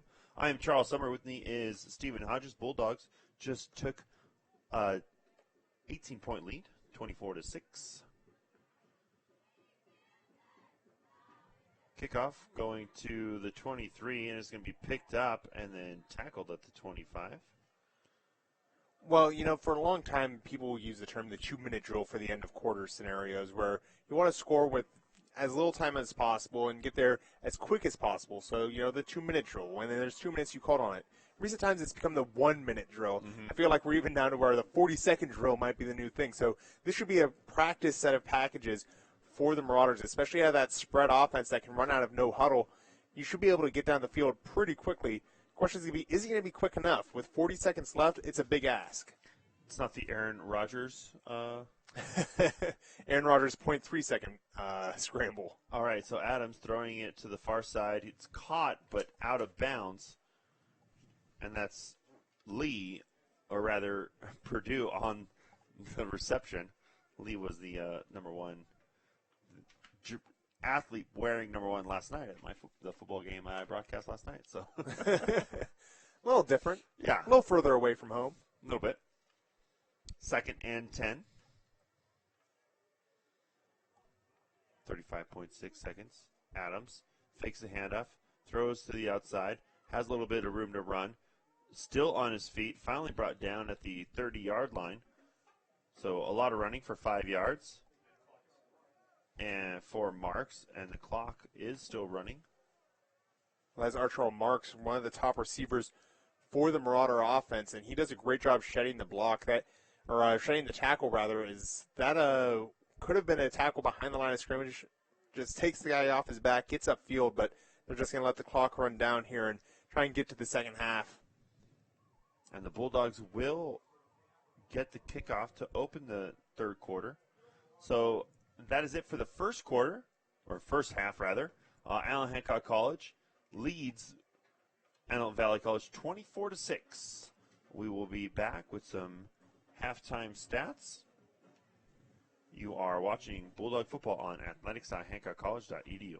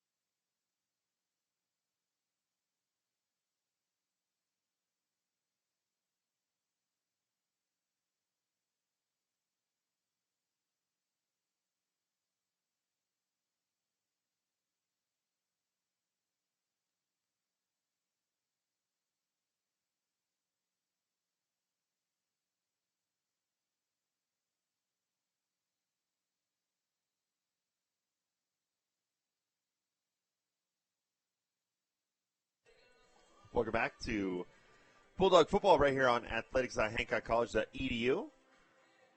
Halftime is about over. Bulldogs lead 24-6. I'm Charles Summer. With me is Stephen Hodges. And, Stephen, you have some halftime stats? A little abbreviated because I had to write them down myself. There's no real available printer. I tried the digital thing. It wasn't working out. So just wrote them down in my awful handwriting. I feel like the tail of the tape that's really important here. You look at the total yards, 201 to 127. Hancock leading in that department. And that might not sound like a huge difference, but, I mean, it's added up to double the first downs for Hancock. They've got 13 to Antelope Valley's 6. The rushers, as it always is the case for Hancock, leading the way. 3 biggest rushers in that first half was Battle. Carried it 6 times for 61 yards, 2 touchdowns. Whitmore, who carried 13, 84 yards, has yet to find the score sheet, though. And then, of course, Smith, 4 carries, 9 yards, but the all-important extra touchdown. Zacharias got that extra, field goal, so that's how we got the 24-6 in this game. We are about to start, but the scoreboard operator put up 20 minutes. Well, that was halftime. Now the 15 is up there and ready to go. So kickoff for the Marauders. And Davis getting it at the 13-yard line, running to his right. Getting past the 25 down to about the 27, 28-yard line. And the Bulldogs will start there, 1st and 10 to start the second half play. Hancock's right now looking to win the middle 6. It's this new concept in football that says if you win the middle 6 minutes in a football game, which is the last 3 minutes going into halftime and the first 3 minutes coming out, if you win that battle, you win the game 75% of the time. Right now, they got that field goal at the end of the half. In the first half, they're looking to expand that lead here in the second half. And if they can do that, they stand a good chance to win this game. So handoff going to, looks like Smith, all the way to the 37-yard line, rather. Really tall, running through that hole there. And as a result, he didn't have a great sense of balance. It looked like someone just caught his leg as he got into the linebacker layer of the defense. It spun him out of control. It's going to lead to a 2nd and short. And as I said, this is a chance where you can really go deep with the ball. I'm not sure we'll see it from the Bulldogs on this play, though. That was Desmond Newkirk, first carry of the game. This time it's Whitmill past the 39-yard line. Again, very difficult to see these numbers, but I know it's Whitmill because he's got the dreads coming out the back of his helmet. Usually a pretty good indication. Yeah. Hairstyles are a great way to keep track of players when the numbers are tough to find out. I know that Irv and CJ like to go with the gloves and cleats and shoes and armbands, but hairstyles never change. Socks. All right, handoff this time, up the middle. And bouncing off the tacklers, that looks like Eddie Battle to the 40, to the 30. Or rather, it's Newkirk again. And inside the 25, down to the 23-yard line, so making his presence felt here early in the second half. And it's going to be first at the 23-yard line of the Marauders. Well, Newkirk didn't carry the ball at all in that first half, so he's looking to make up for lost time here in the second half, and he's doing a great job of it. His first carry was 9 yards, and there we saw he completely flipped the field with his second carry, so really making an impact on the coach's mind and what he can do when he gets the ball in his hands. Garcia under center. Handoff to Whitmill. Whitmill getting past the initial defender all the way down to the 16, 17-yard line. I always like to get into the mind of the offensive coordinator and see what they're doing. A good way to find out what the defensive coordinator is doing, though, is to look at the safeties.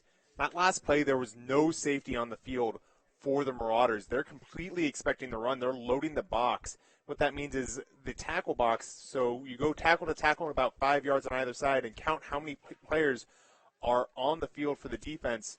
And right now, they're loading that tackle box. They've got just about every player on the field that's not covering a wide receiver in there. So penalty coming out before the play. So Newkirk not going to be able to get the carry. It'll be a 5-yard penalty. They'll back him up to the 22-yard line. It'll remain second down. It's going to be second and about 8. If you count those hangers on just outside the tackle box, you've got 10 players. So you've got one guy on man coverage on the wide receiver out on the far side. Everyone else dedicated at the line of scrimmage to stopping anything that's going on in and around the line of scrimmage. So, the Marauders have to be aggressive with that style of defense. You can't get gapped. You can't get shifted either way, or it guarantees a big play for the offense running the ball. So Garcia going to pass the ball, throws it behind the intended receiver, falls incomplete, bring up third down. And third and longs are kind of the bane of a run-first offense. So you're going to see the Bulldogs, either try a draw play or maybe just a short screen and try and take advantage of the aggression. The typical knowledge for defensive coordinators, it's a pass play on third and long. So they're going to try and take that soft bubble, maybe divide it into two halves, as this is 4-down territory for the Bulldogs. Lake's lined out on the outside. Hand up going to Newkirk. Newkirk gets out of the initial tackle but is stopped at the 21-yard line. So that's going to bring up fourth down for the Bulldogs, and here comes Edgar Zacharias to attempt his second field goal of the game. And the first one was a good confidence builder for Zacharias. We're going to see if he's going to, keep that going. He's had a rough go of it, as we've said. So this should be about a 38-yarder for Zacharias. That's about the boundary of his range from what I've seen. But in practice, these guys can hit him from all over. If he's relaxed, this should be a good one for him. Cade England on the hold. Ball's down. Ball is up. Looks good from here. They say it's good. And the Bulldogs now lead 27-6 over the Marauders. We'll take a quick break. You are watching Bulldog football on athletics.hancockcollege.edu.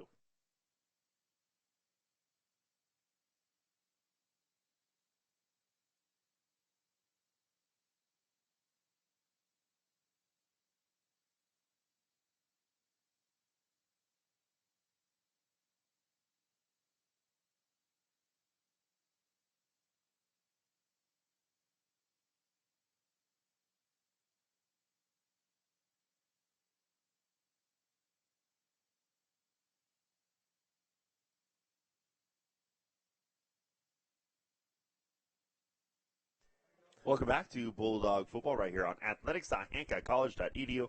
I am Charles Summer. With me is Stephen Hodges. We are filling in for CJ Silas and you, I guess, right? I'm filling in for CJ Silas. You are the road new guy. Road dog. Road color guy. Yeah, it's that at home they don't let me touch the microphones. I'm only allowed to write it into a computer. Irv. I hope Irv's watching the game because this is a good one for the Bulldogs. Returning from the 18-yard line to the 35, the 40.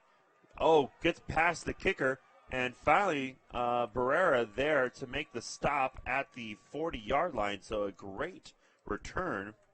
Or that was Kyron Smith with the tackle. Great return. For the Marauders, that was the wide receiver Marks with the return. Came across the formation and found a couple overcommitted kick return cover guys, and that's what happens when you start to collapse too soon, is that you get out of your lane, and the way kickoff covers work is each guy's got a spot that he's trying to cover, whether it's 5 yards from the hash mark or whatever like that. When you get out of your lane, it opens up running lanes for the return team. That's exactly what happened. A couple guys got out of their lanes, opened up great running room for the returner. Adams in at quarterback. 1st and 10 at the 40. Man in motion. And hit immediately, almost fumbles the ball, and a great play for John Sniffen with a big sack for 6 yards.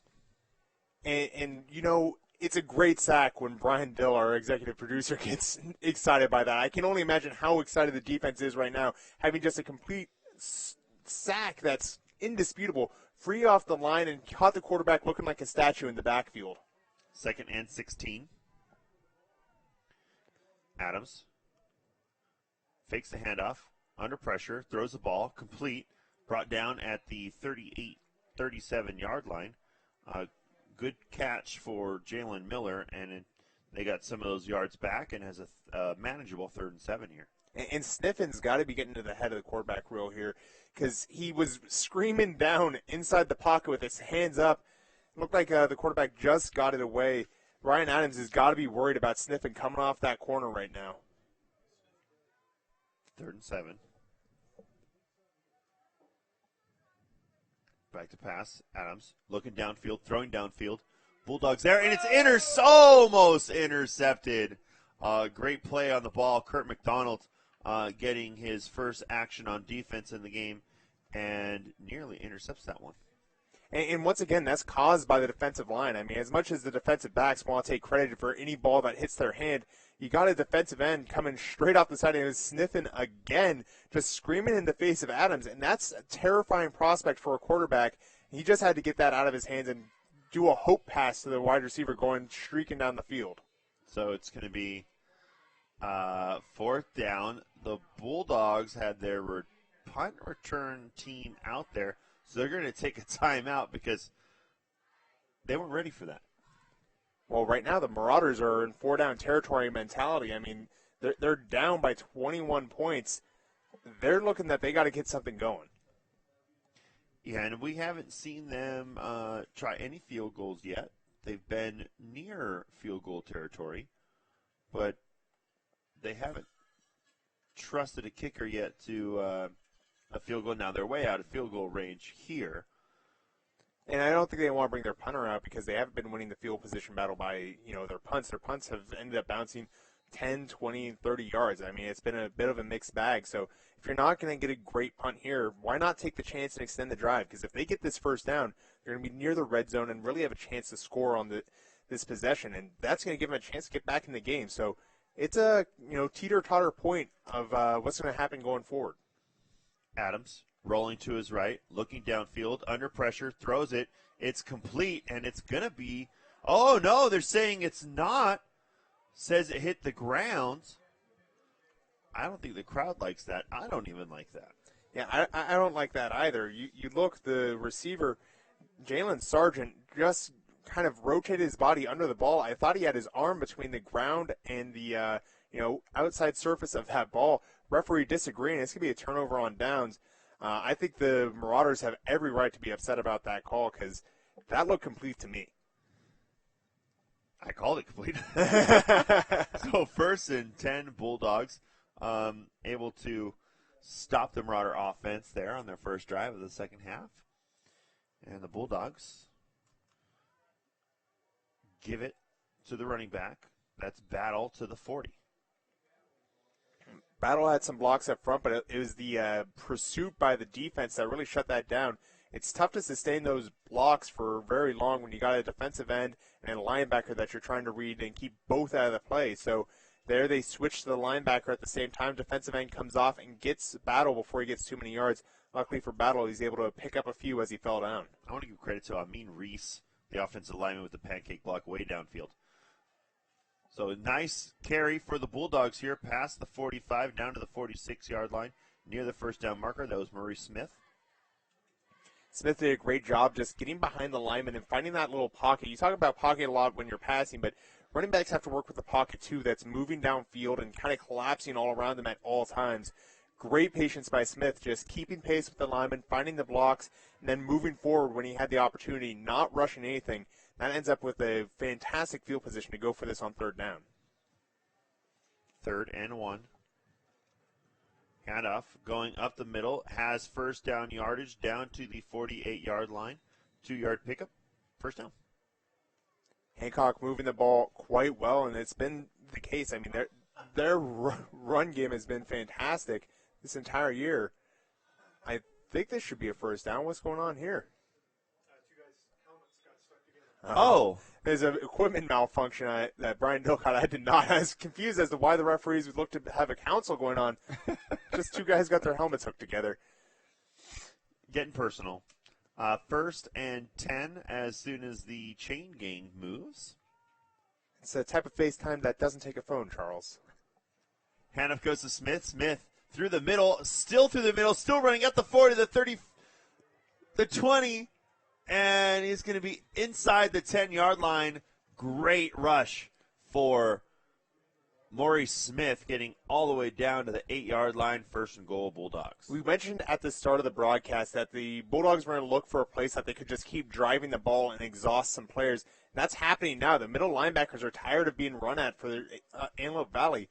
So they're just going to keep running there for the Hancock Bulldogs. Antelope Valley's now got the pressure on them to find a solution. I think we're going to see the strong safety start to edge more towards the middle to give some support to the center of that formation. And indeed, we see that. So again, right through the middle, past the 5 down to the 4-yard line. That was Eddie Battle. Eddie Battle found the hole originally out towards the tight end and tackle gap, and he ended up coming back towards the center of formation, ended up in front of the guard. And that's a good sign that the defense is adjusting to what they're seeing in front of them.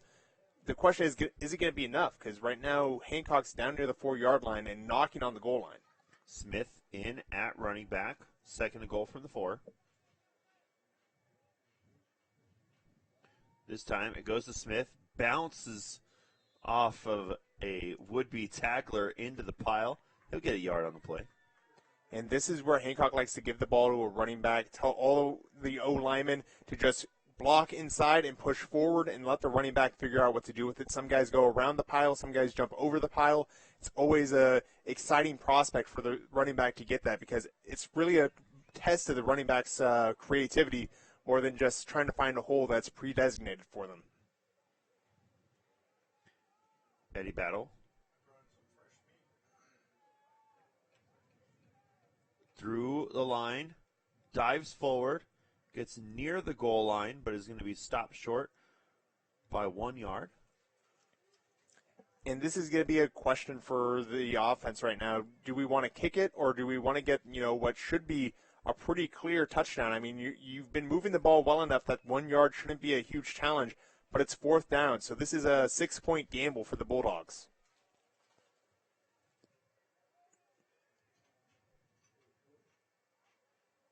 Smith in the backfield.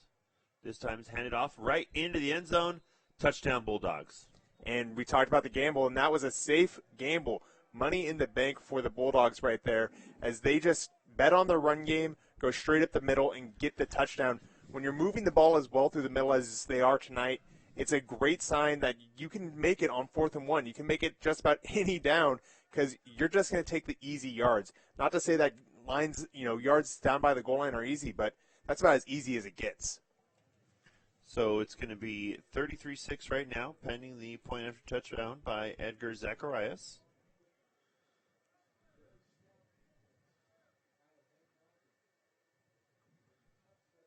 Ball is down. Oh, and Cade England is going to be brought down. So no points there. So it'll remain 33-6. Bulldogs lead. We'll be right back. You are watching Bulldog football on athletics.hancockcollege.edu.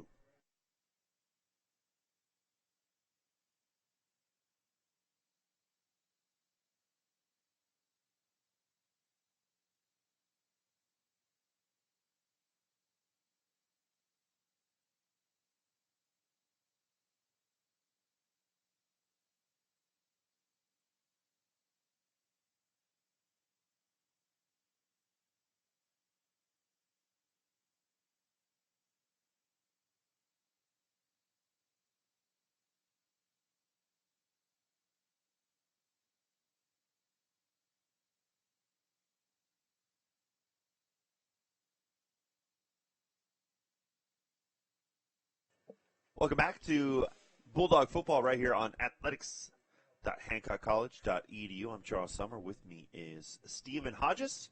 Kickoff for the Bulldogs. It's going to go all the way over the head of the would-be returner, bouncing out of the back of the end zone.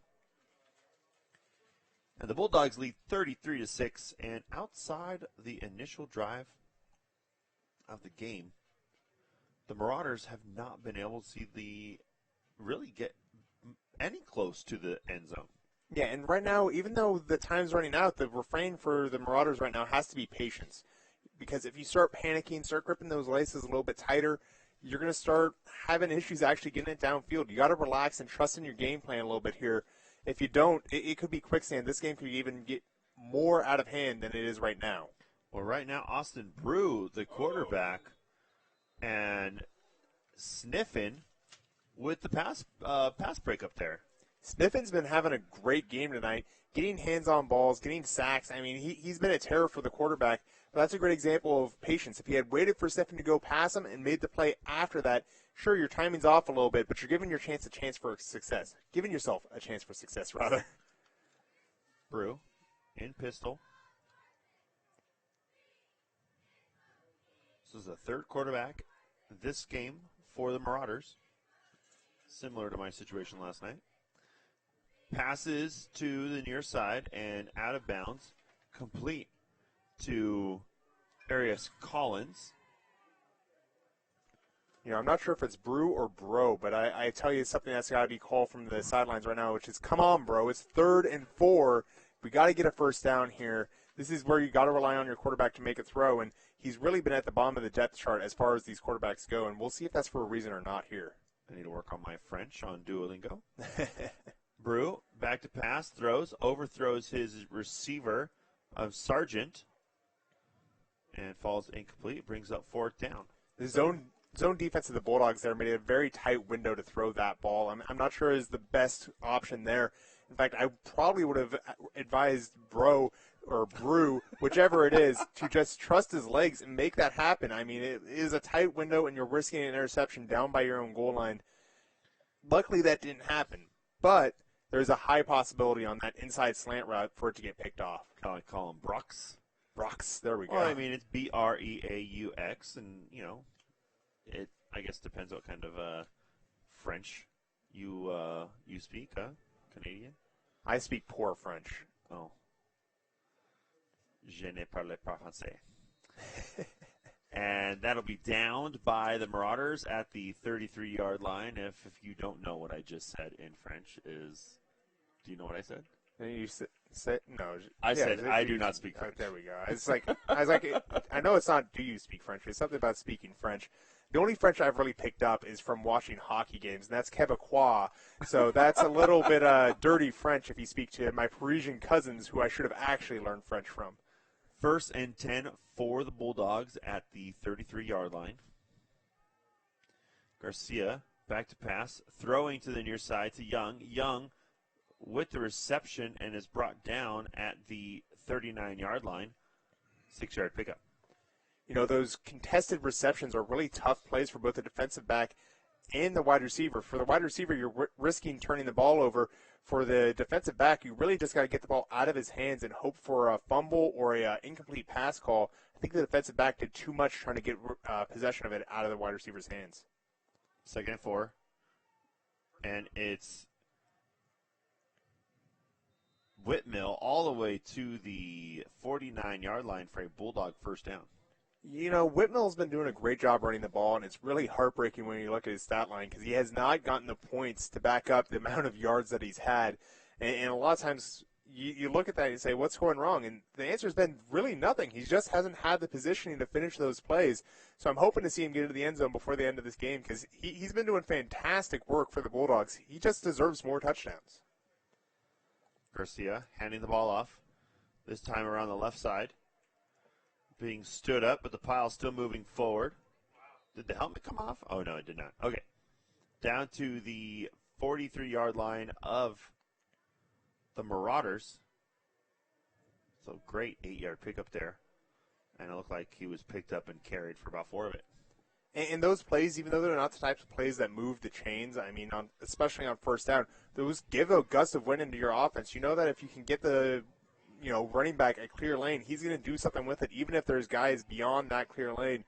Just gets the tackle and pushes through it to get extra yards. 2nd and 2. Fakes the handoff. Throwing downfield. Has his receiver there. Almost caught on the far side by Kajon Lakes. Lakes and Garcia have a fantastic chemistry with each other. They're just looking to give each other the best chance they can. Lakes is going to run his route at full speed every chance he gets, and Garcia is going to go let him make a play for himself. And that's what you want to see is two players on the same team challenging each other to do better. And while that didn't connect, he's got to give a threat to the Marauders' defense that that's a play that they can call at any time. Garcia handing the ball off. Newkirk around the right side all the way down to the 35-yard line for a Bulldog first down. And the Bulldogs just moving the chains here, and that really came off that first run by Battle where he got that 8-yard run and allowed for a deep shot on second down.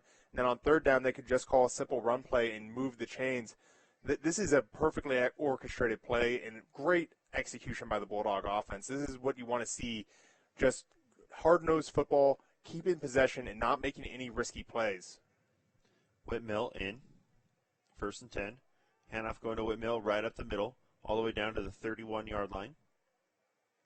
You know, running on first down has been frowned upon recently because, well, you know, if you know it's going to be a run, all you got to do is stop the run. But in the words of Chris Dutra, yeah, all you got to do is stop the run. That's real easy. My challenge to you, you've got to stop our run. And there you see a loaded box by the Marauders, completely challenged by the Bulldogs, and they still get a large gain out of it on first down when it's a telegraphed run play.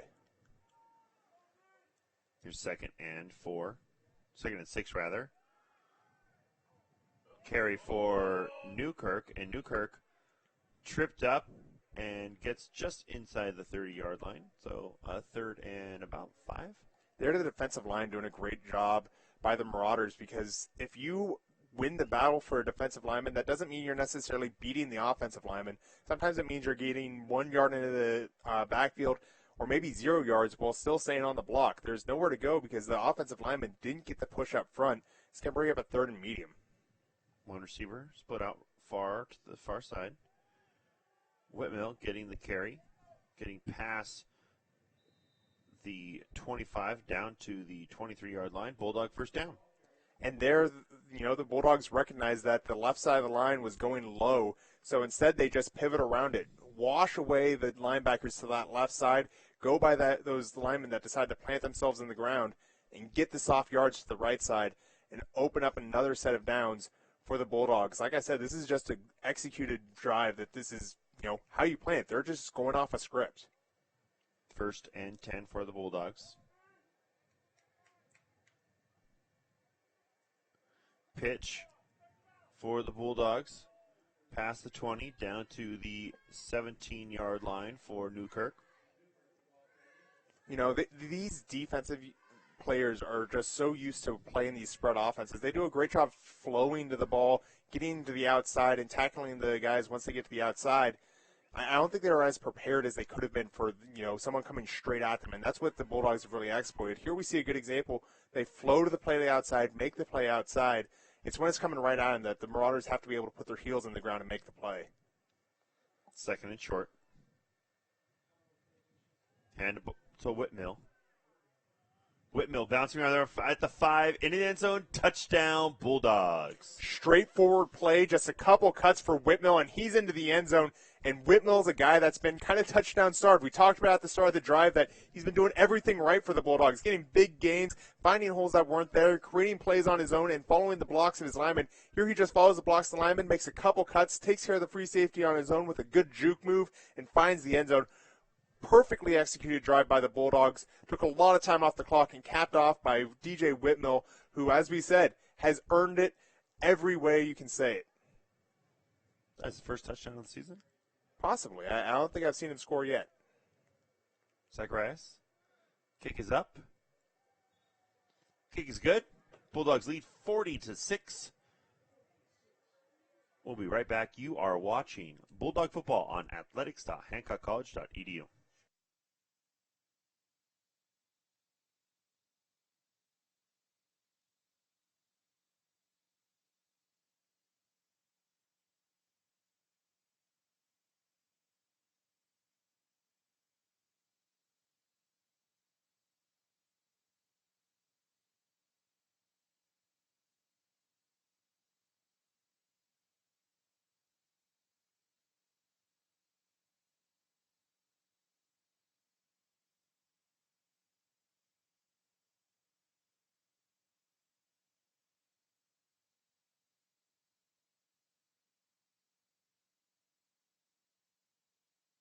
Welcome back to Bulldog football on athletics.hancockcollege.edu. Forgot where I was. I almost said radio station call letters. I mean, in a way, WWW is a, call letter. Sure. So, Kate England Kicking it to the 34. Fair caught there by the Marauders.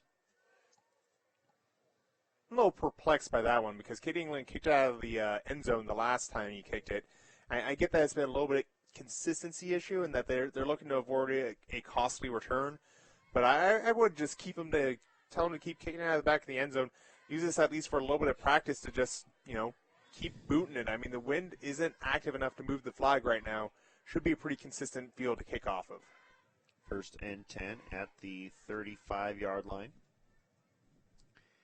Handoff does go to the running back, brought down after a gain of 2. Just looking to get a little bit something going here. It looks like they still have Austin Breaux in the backfield, and as a result, they're not going to trust his arm too much as he made a risky throw the last play. So we're going to see in this drive if they're going to get the run game going a little bit to open up that passing lane that they're expecting him to use. O'Neal was the ball carrier on that last play, still in the backfield.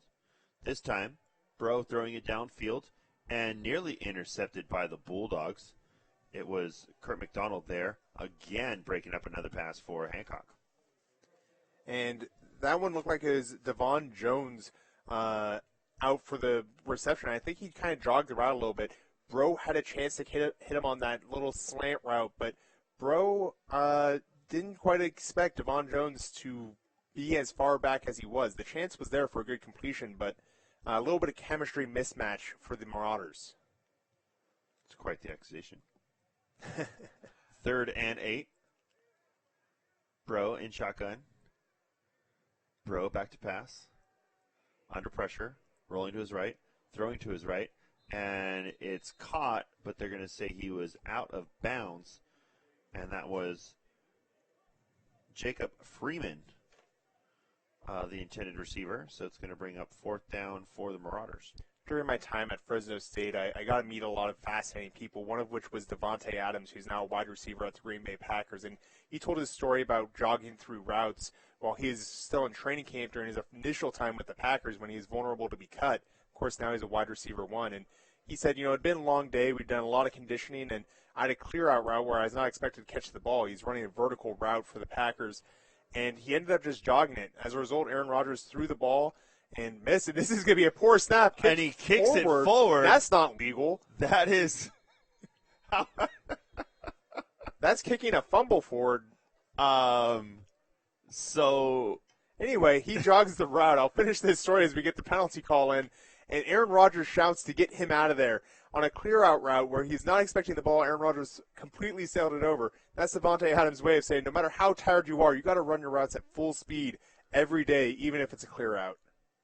So as they discuss this, I want to be clear here. You are comparing the Marauder wide receiver to Devontae Adams? I'm not saying that they're the same caliber of receiver, but I'm saying that if you want to be the same caliber of receiver, you got to run your routes correctly. You got to do things right. And, even the top guys take plays off. So it's illegal kick. So, and that will end the third quarter play here at Antelope Valley College. So the Bulldogs, they'll flip the field. The Bulldogs will have the ball at the 28, or are they going to? Well, they're going to mark it off, and then they're going to hold the ball up and go the other way. Okay. Well, so the Bulldogs will have a 1st and 10 at the 18-yard line when we come back. Unless, no, because it's a defense. I was fully expecting the call to just be, you can't do that. My favorite play call. Yeah. Penalty call by a referee ever. So we'll take a quick break. You are watching Bulldog football on athletics at hancockcollege.edu.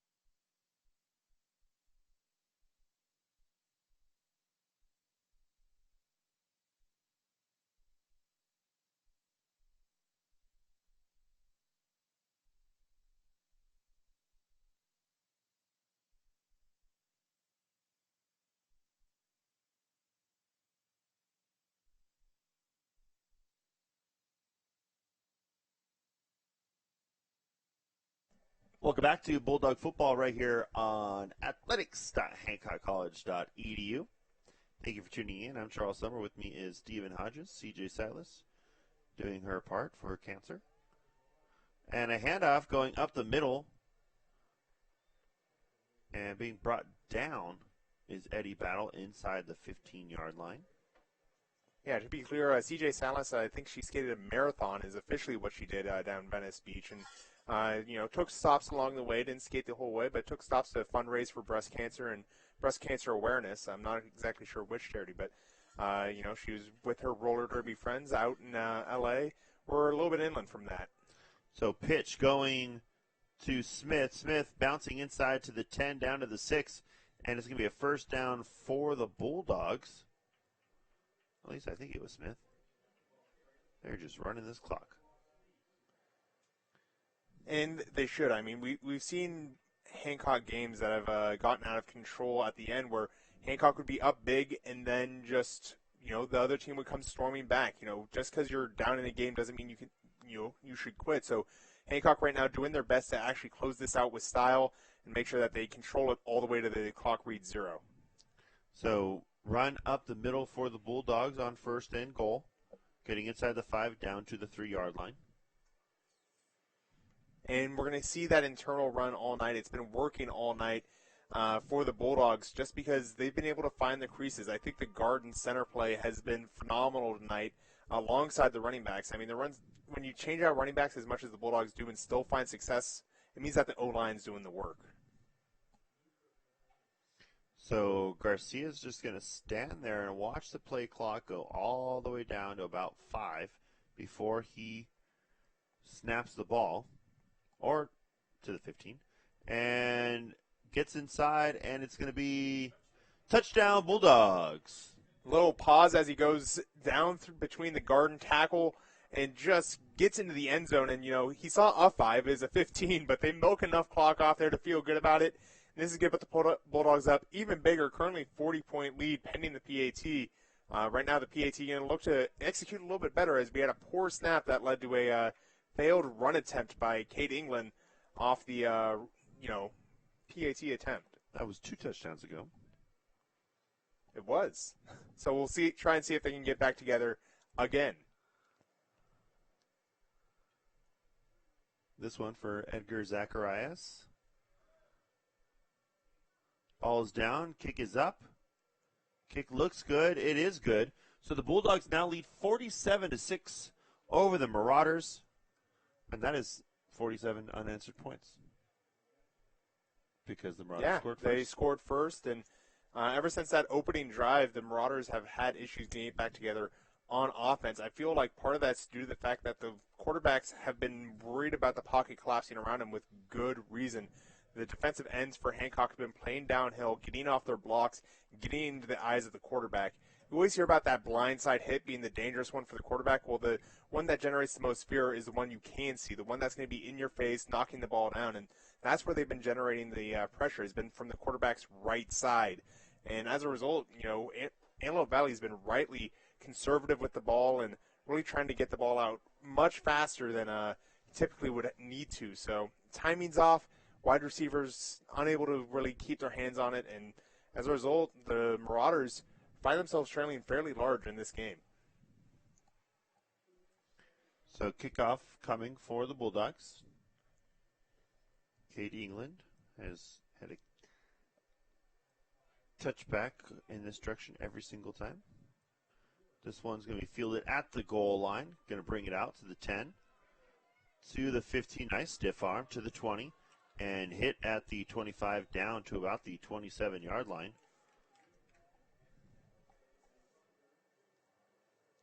Well, it looked like Jalen Purdue on the return, and this is going to set up decent field position. But if you look that you're only getting into the 27, maybe he should have just taken the knee and gotten ready for the next drive, not risk taking more damage for himself, because there's a lot of effort to get only a couple more yards than he would have had just taking the knee in the end zone, as Kate England did boot that all the way to about the start of the white text.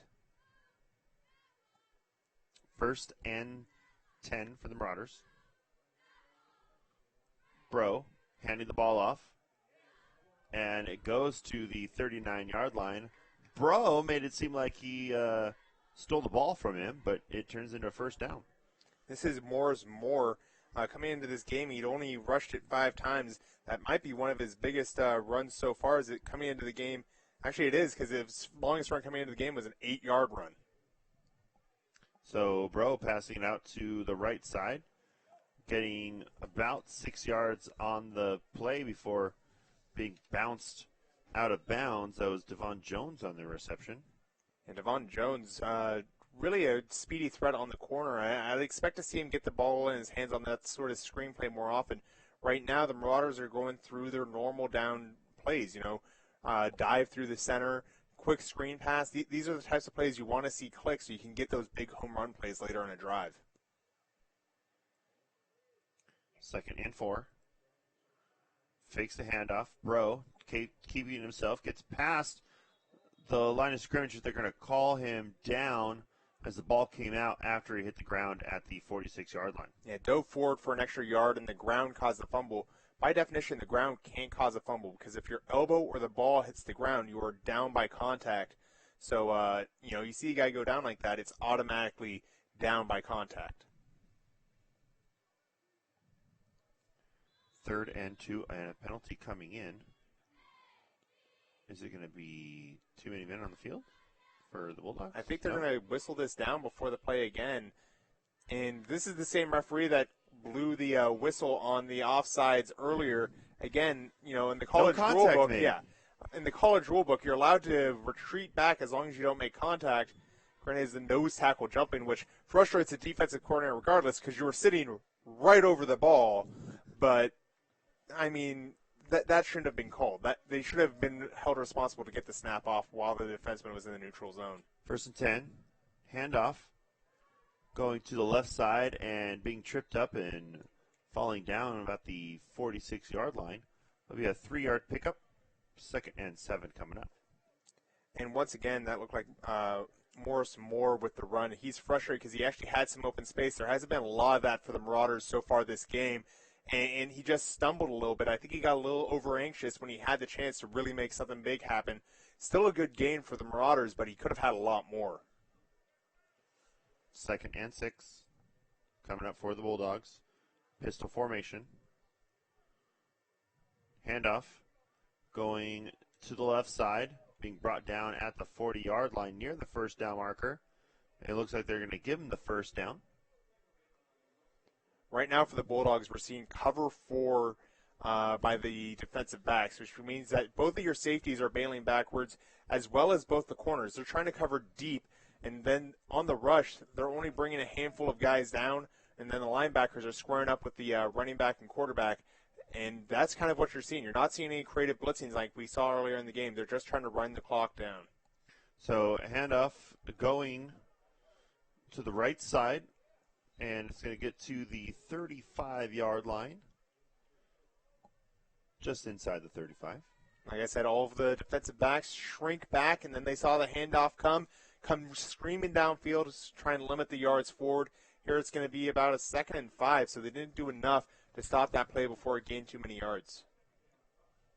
Devon Jones on the carry on the last play.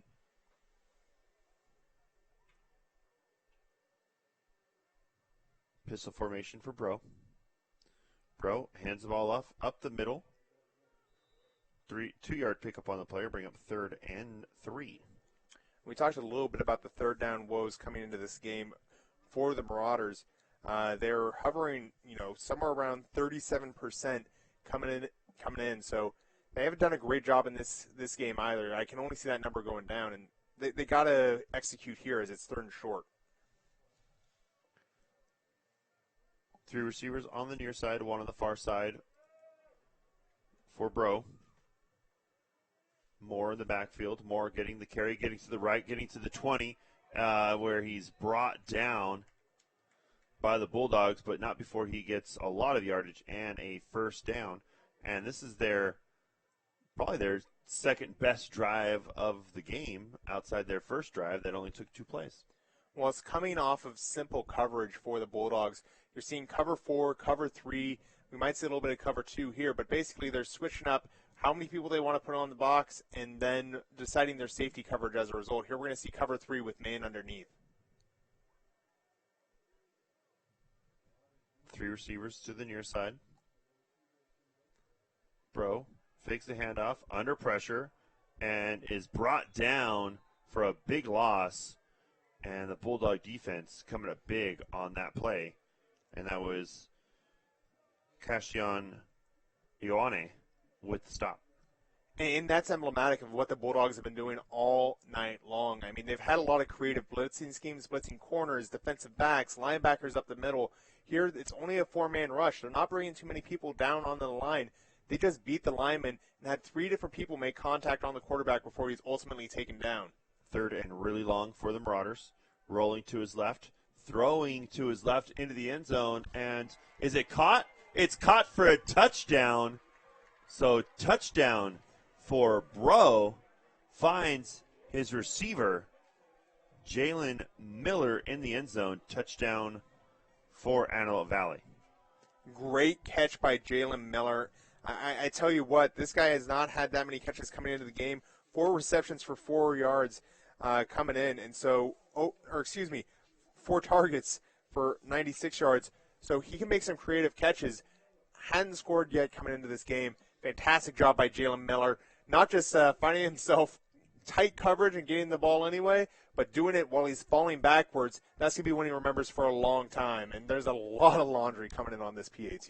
Yeah, they've missed their first PAT after their initial touchdown. And it's not going to get any easier right here as they're going to be backed up 5 yards.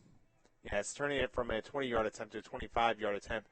Something that gets forgotten in the kicking game quite often is that when you get further away from the field goal, not only do you have to kick it harder, but you have to kick it more accurately. Relative to where you are on the field, the field goal posts kind of shrink because your margin for error is much more narrow the further back you get. Granted, from the 20 to the 25-yard kick, not that big of a difference. But it does make a big difference when you're saying 40 versus 45 yards. Lucas Seaton, ball is down, kick is up. Looks good from here. It's good down there. So it's 47-13, Bulldogs lead. We'll be right back. You are watching Bulldog football on athletics.hancockcollege.edu.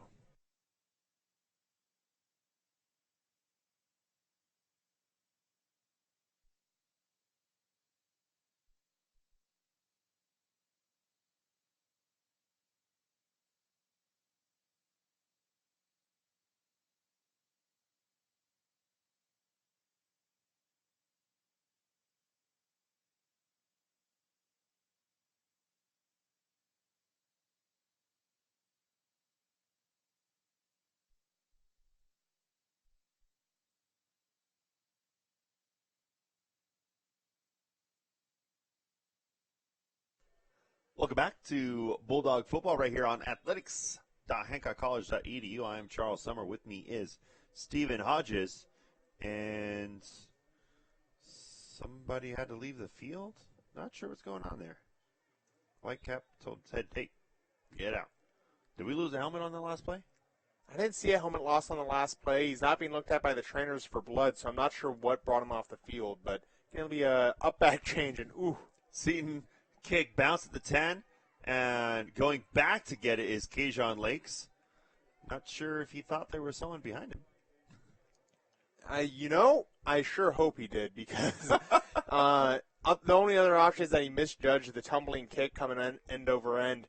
And, sometimes that happens when you look up at the lights, look back down, and kind of see the black dot, and it's, tumbling really quickly. He had a lot of rotational spin, so may have just been kind of taking a weird trajectory as he went down the field. I don't know. He was having a conversation with Newkirk after the play, saying, hey, bro, you're supposed to go get that. Bro plays for the Marauders. Come on. Handoff going up the middle for the Bulldogs. Gavin Grandal back into the game as quarterback. DJ Whitmill, the ball carrier, getting down to the 32-yard line. Grandal still being in the game tells me that they're going to give him a chance to throw the ball here. I think he wants to show that he's still got an arm, still has a chance to be in the quarterback conversation. Garcia's done an admirable job so far, but he underthrew that at Kajon Lakes touchdown attempt earlier in the game, so they might be coming back to Grandal and saying, hey, let's see what you can do. You say you can do better? Prove it. 2nd and we'll call it 8 or 6 for the Bulldogs. Grandal under center, hands the ball off, hit in the backfield, still on his feet, getting down to the 33-yard line. So positive yardage out of that play where they had nothing going. It looked like the tackle or tight end on that side completely missed his read. You're usually supposed to chip a guy that's gotten that close to the line of scrimmage before you go to your actual assignment. So you'll chip and then come down on the lineman or up to the linebacker. He was completely untouched coming through the line of scrimmage, which gave him a clear shot on the running back. Great resiliency shown by the Bulldogs to fight off the tackle and move the ball forward despite being hit in the backfield. 3rd and 5 coming up for the Bulldogs. Taking their time.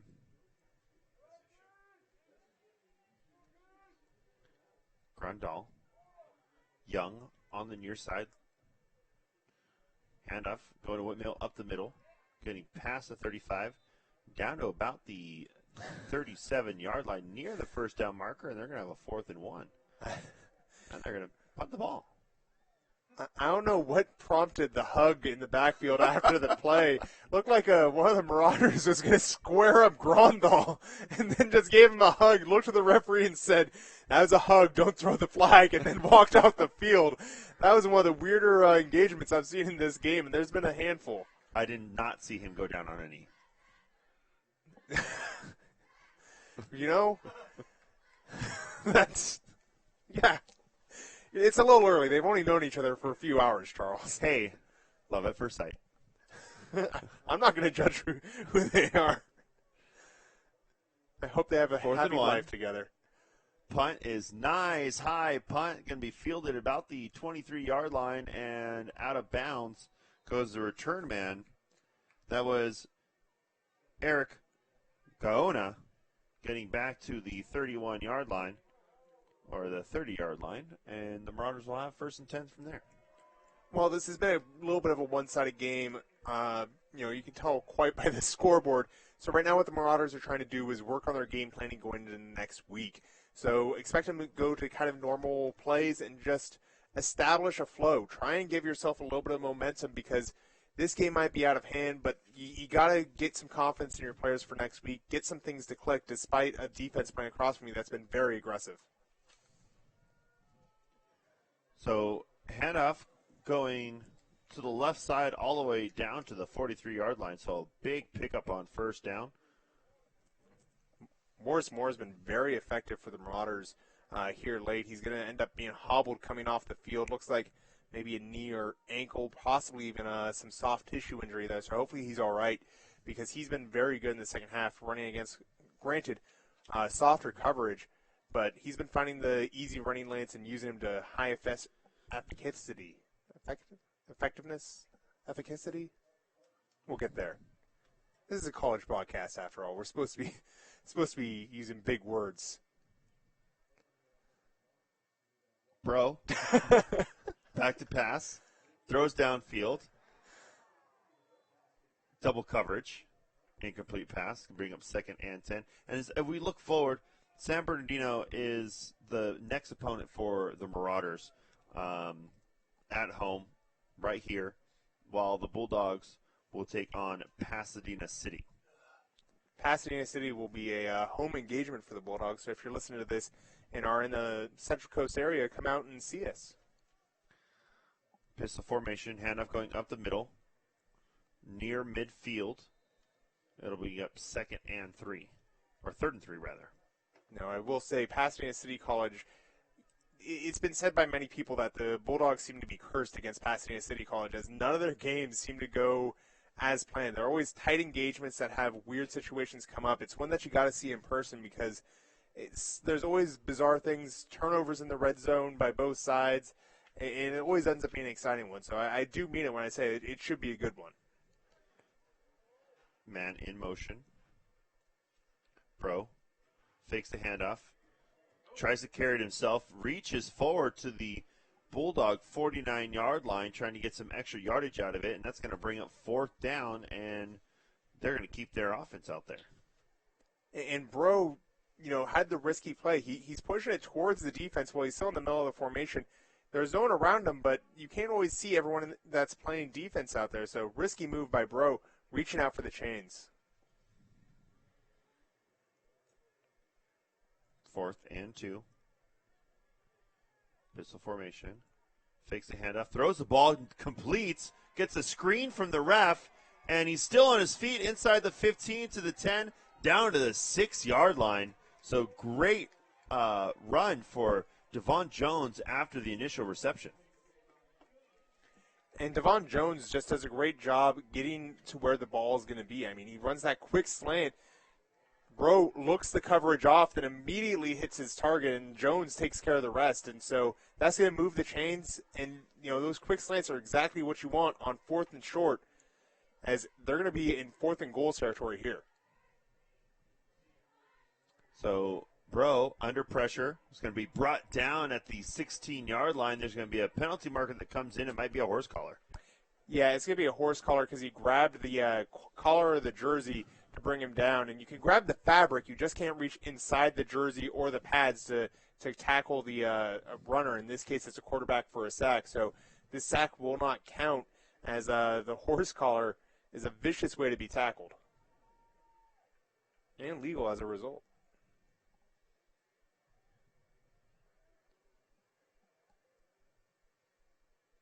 Waiting to yeah, going to be the horse collar tackle. And, that play used to be, one of the exciting ones that hit highlight reels back in the 90s and early 2000s. But it's really a dangerous play. Your head's getting whipped around, and you can hit the turf backwards on your helmet. There's not as much padding on the back of the helmet. They're not designed to be run backwards.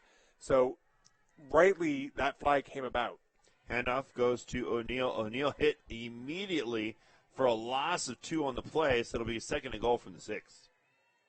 And that's a great attack by the outside linebacker. Recognized the run play and got downfield immediately. Any hesitation, and that could have been a touchdown, but instead tackle for a loss because the offensive lineman had lost track of the linebacker on the play. Bro with O'Neal to his right, sending a guy in motion. Bro under pressure. He's going to be hit in the backfield, and he's going to get the blow the whistle pretty early. Well, right here, the referees are trying to make sure that the quarterback's not being taken all the way to the ground when it can be avoided. He had stopped his forward progress. He then continued his forward progress. Typically, they're going to give you that. They're going to say, all right, you stopped for a second and then continued your drive. Not tonight. They want to make sure that no one's getting thrown to the ground, that there's no ugliness to finish out this game, as there's only about a little bit more than a minute left, minute 2 seconds. 3rd and goal. Bro throws the ball, batted at the line of scrimmage. And where did the flag? It's going to be roughing the passer. The ball was out and he got taken down, and it wasn't through clear momentum of the defensive line. There's a little bit of an extra, couple chop steps after his son. Yes, it's a personal foul roughing the passer against the Bulldogs. Going to give another first down to the Marauders, even closer to the goal line. Something I do want to say, though, great job by the defensive line getting their hands up tonight. The Bulldogs have batted down more passes at the line of scrimmage than I can remember off the top of my head, and those aren't the types of stats that you can kind of go back into the record books to check. They're causing traffic at this line of scrimmage, which a lot of quarterbacks aren't prepared to deal with. And tonight we saw, many plays just being taken down, not by the defensive backs, but by the D-line. Bro with Moore. Hand off to Moore. Moore hit in the backfield and driven backwards. So another loss of yardage inside the 5, and it goes down to the 6. Now that the defense... They're going to take a timeout as the clock is running down. Now that the defense is down with their backs against the goal line, Seth Dameron, defensive coordinator for the Bulldogs, is dialing up those creative plays again, stunting the linemen around, changing the direction the linebackers are rushing through the gaps, and causing just chaos for the offensive line of the Marauders. And that's really why you're starting to see them get pushed back again. Right now, they're just trying to clear out the game with 38 seconds left.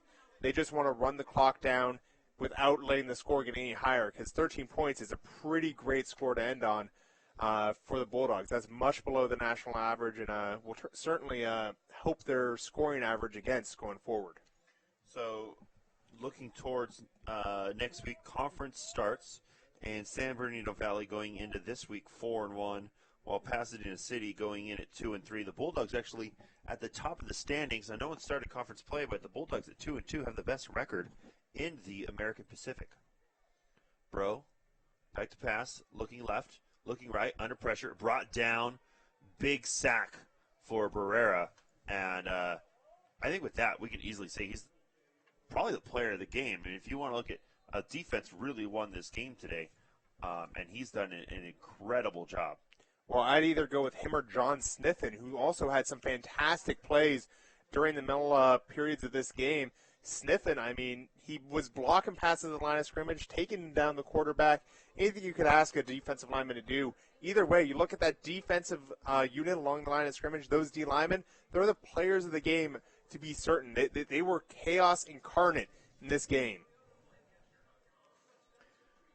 So, looking again, the schedule moving ahead, the Bulldogs will play Pasadena City, and there is one American Pacific team that the Marauders have already played, and that was LA Harbor, who they beat 20-10, and as well as Santa Barbara, who they beat 14-7 last week. So, as we love to use transitive properties. Yeah, transitive properties are fantastic. No, they're not. They're the terrible. The Bulldogs look like a clear favorite right now heading into conference play. Pasadena City might be one of their toughest games. So pass over to the end zone, nearly caught by one hand by Sargent, and that'll bring a fourth down for the Marauders with 21.2 seconds left in the game. Yeah, and you and I have a show every week on ESPN 1280 on the Central Coast. And if you can't catch it, you can catch the podcast. Just look up Slowpoke Sports, SLOPOC Sports. We'll be talking about this game, a little bit of recap on that, a little bit of a preview going forward, as well as other high school games around the Central Coast. We cover Mountain League, Pac-4 League, Ocean League, and the Channel League. So, if you're looking for those previews, we got you covered. You can hear my love of the transitive property. And a pass broken up, but there's going to be a penalty marker coming in pretty late in the play. And it's going to be pass interference, I'm sure. And now give another set of downs with 15 seconds left. This drive has gotten reset several times on this goal situation. To the goal, which will be a first and goal, this time from the 8.5-yard line. And it is probably like the 9th play they've been able to run. Wait. That's interesting. Goes to the 2-yard line. This is the closest they've been. We need to work on which drive. rule book we're using in this game, because I don't think that's a spot foul in college, is it? Well, spot foul's in the goal line, so I don't know how you do that. And it's going to be intercepted. And is that Kurt McDonald on the far end? I believe it is. Looks like it. These numbers are a little bit hard to pick. Yep, but it is an 11. Kurt McDonald with an interception to seal the deal for the Bulldogs. They'll get the ball at the 20-yard line, and they'll just need to take a knee, and this game is over. The real deal. We're in gray as steel. Kurt McDonald getting that interception to end the game, and it'll be one kneel down for the Bulldogs. They're going to go into next week 3-2, getting back on the right side of 500, and that's what Pasadena is going to have to deal with next week. The Bulldogs are going to look to kind of keep their power run going and finish out here and start next week strong at home. So Gavin Grandal taking the knee, victory formation for the Bulldogs. They do move to 3-2, while the Marauders will move to 3-2, and will have to face one of the toughest teams in the American Mountain Conference in San Bernardino Valley. Of course, they also have to play Mount San Jacinto and Citrus later in conference play. So it's not going to get any easier for these Marauders, but the Bulldogs will be playing at home next week against Pasadena City, and that will do it from here.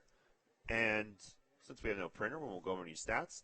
You can always check out the box score post-game on the website, athletics.hancockcollege.edu, and be sure to tune in next week or come to the game. It's at home at Allen Hancock College next week against Pasadena City. CJ Sass will be back with Irvin Kiger, while Stephen and I will still be working. We'll be standing right next to them. Yeah, you're going to be there? All right. That's news to me. I thought I was going to be the only one there. I was ready to say, oh, you can come see my smiling face. Yeah, I'll be on the statistics computer. Charles, you'll be doing something, I'm sure. Doug Nelson is called in sick, so I'll be taking over the PA duties. Well, there we go. You'll be back on PA. So I want to thank everyone for tuning in. Bulldogs win 47-13 over Antelope Valley. For our executive producer, Brian Dill, athletic director, Kim Ensing, and for you, Stephen, I'm Charles, and we will talk to you guys later.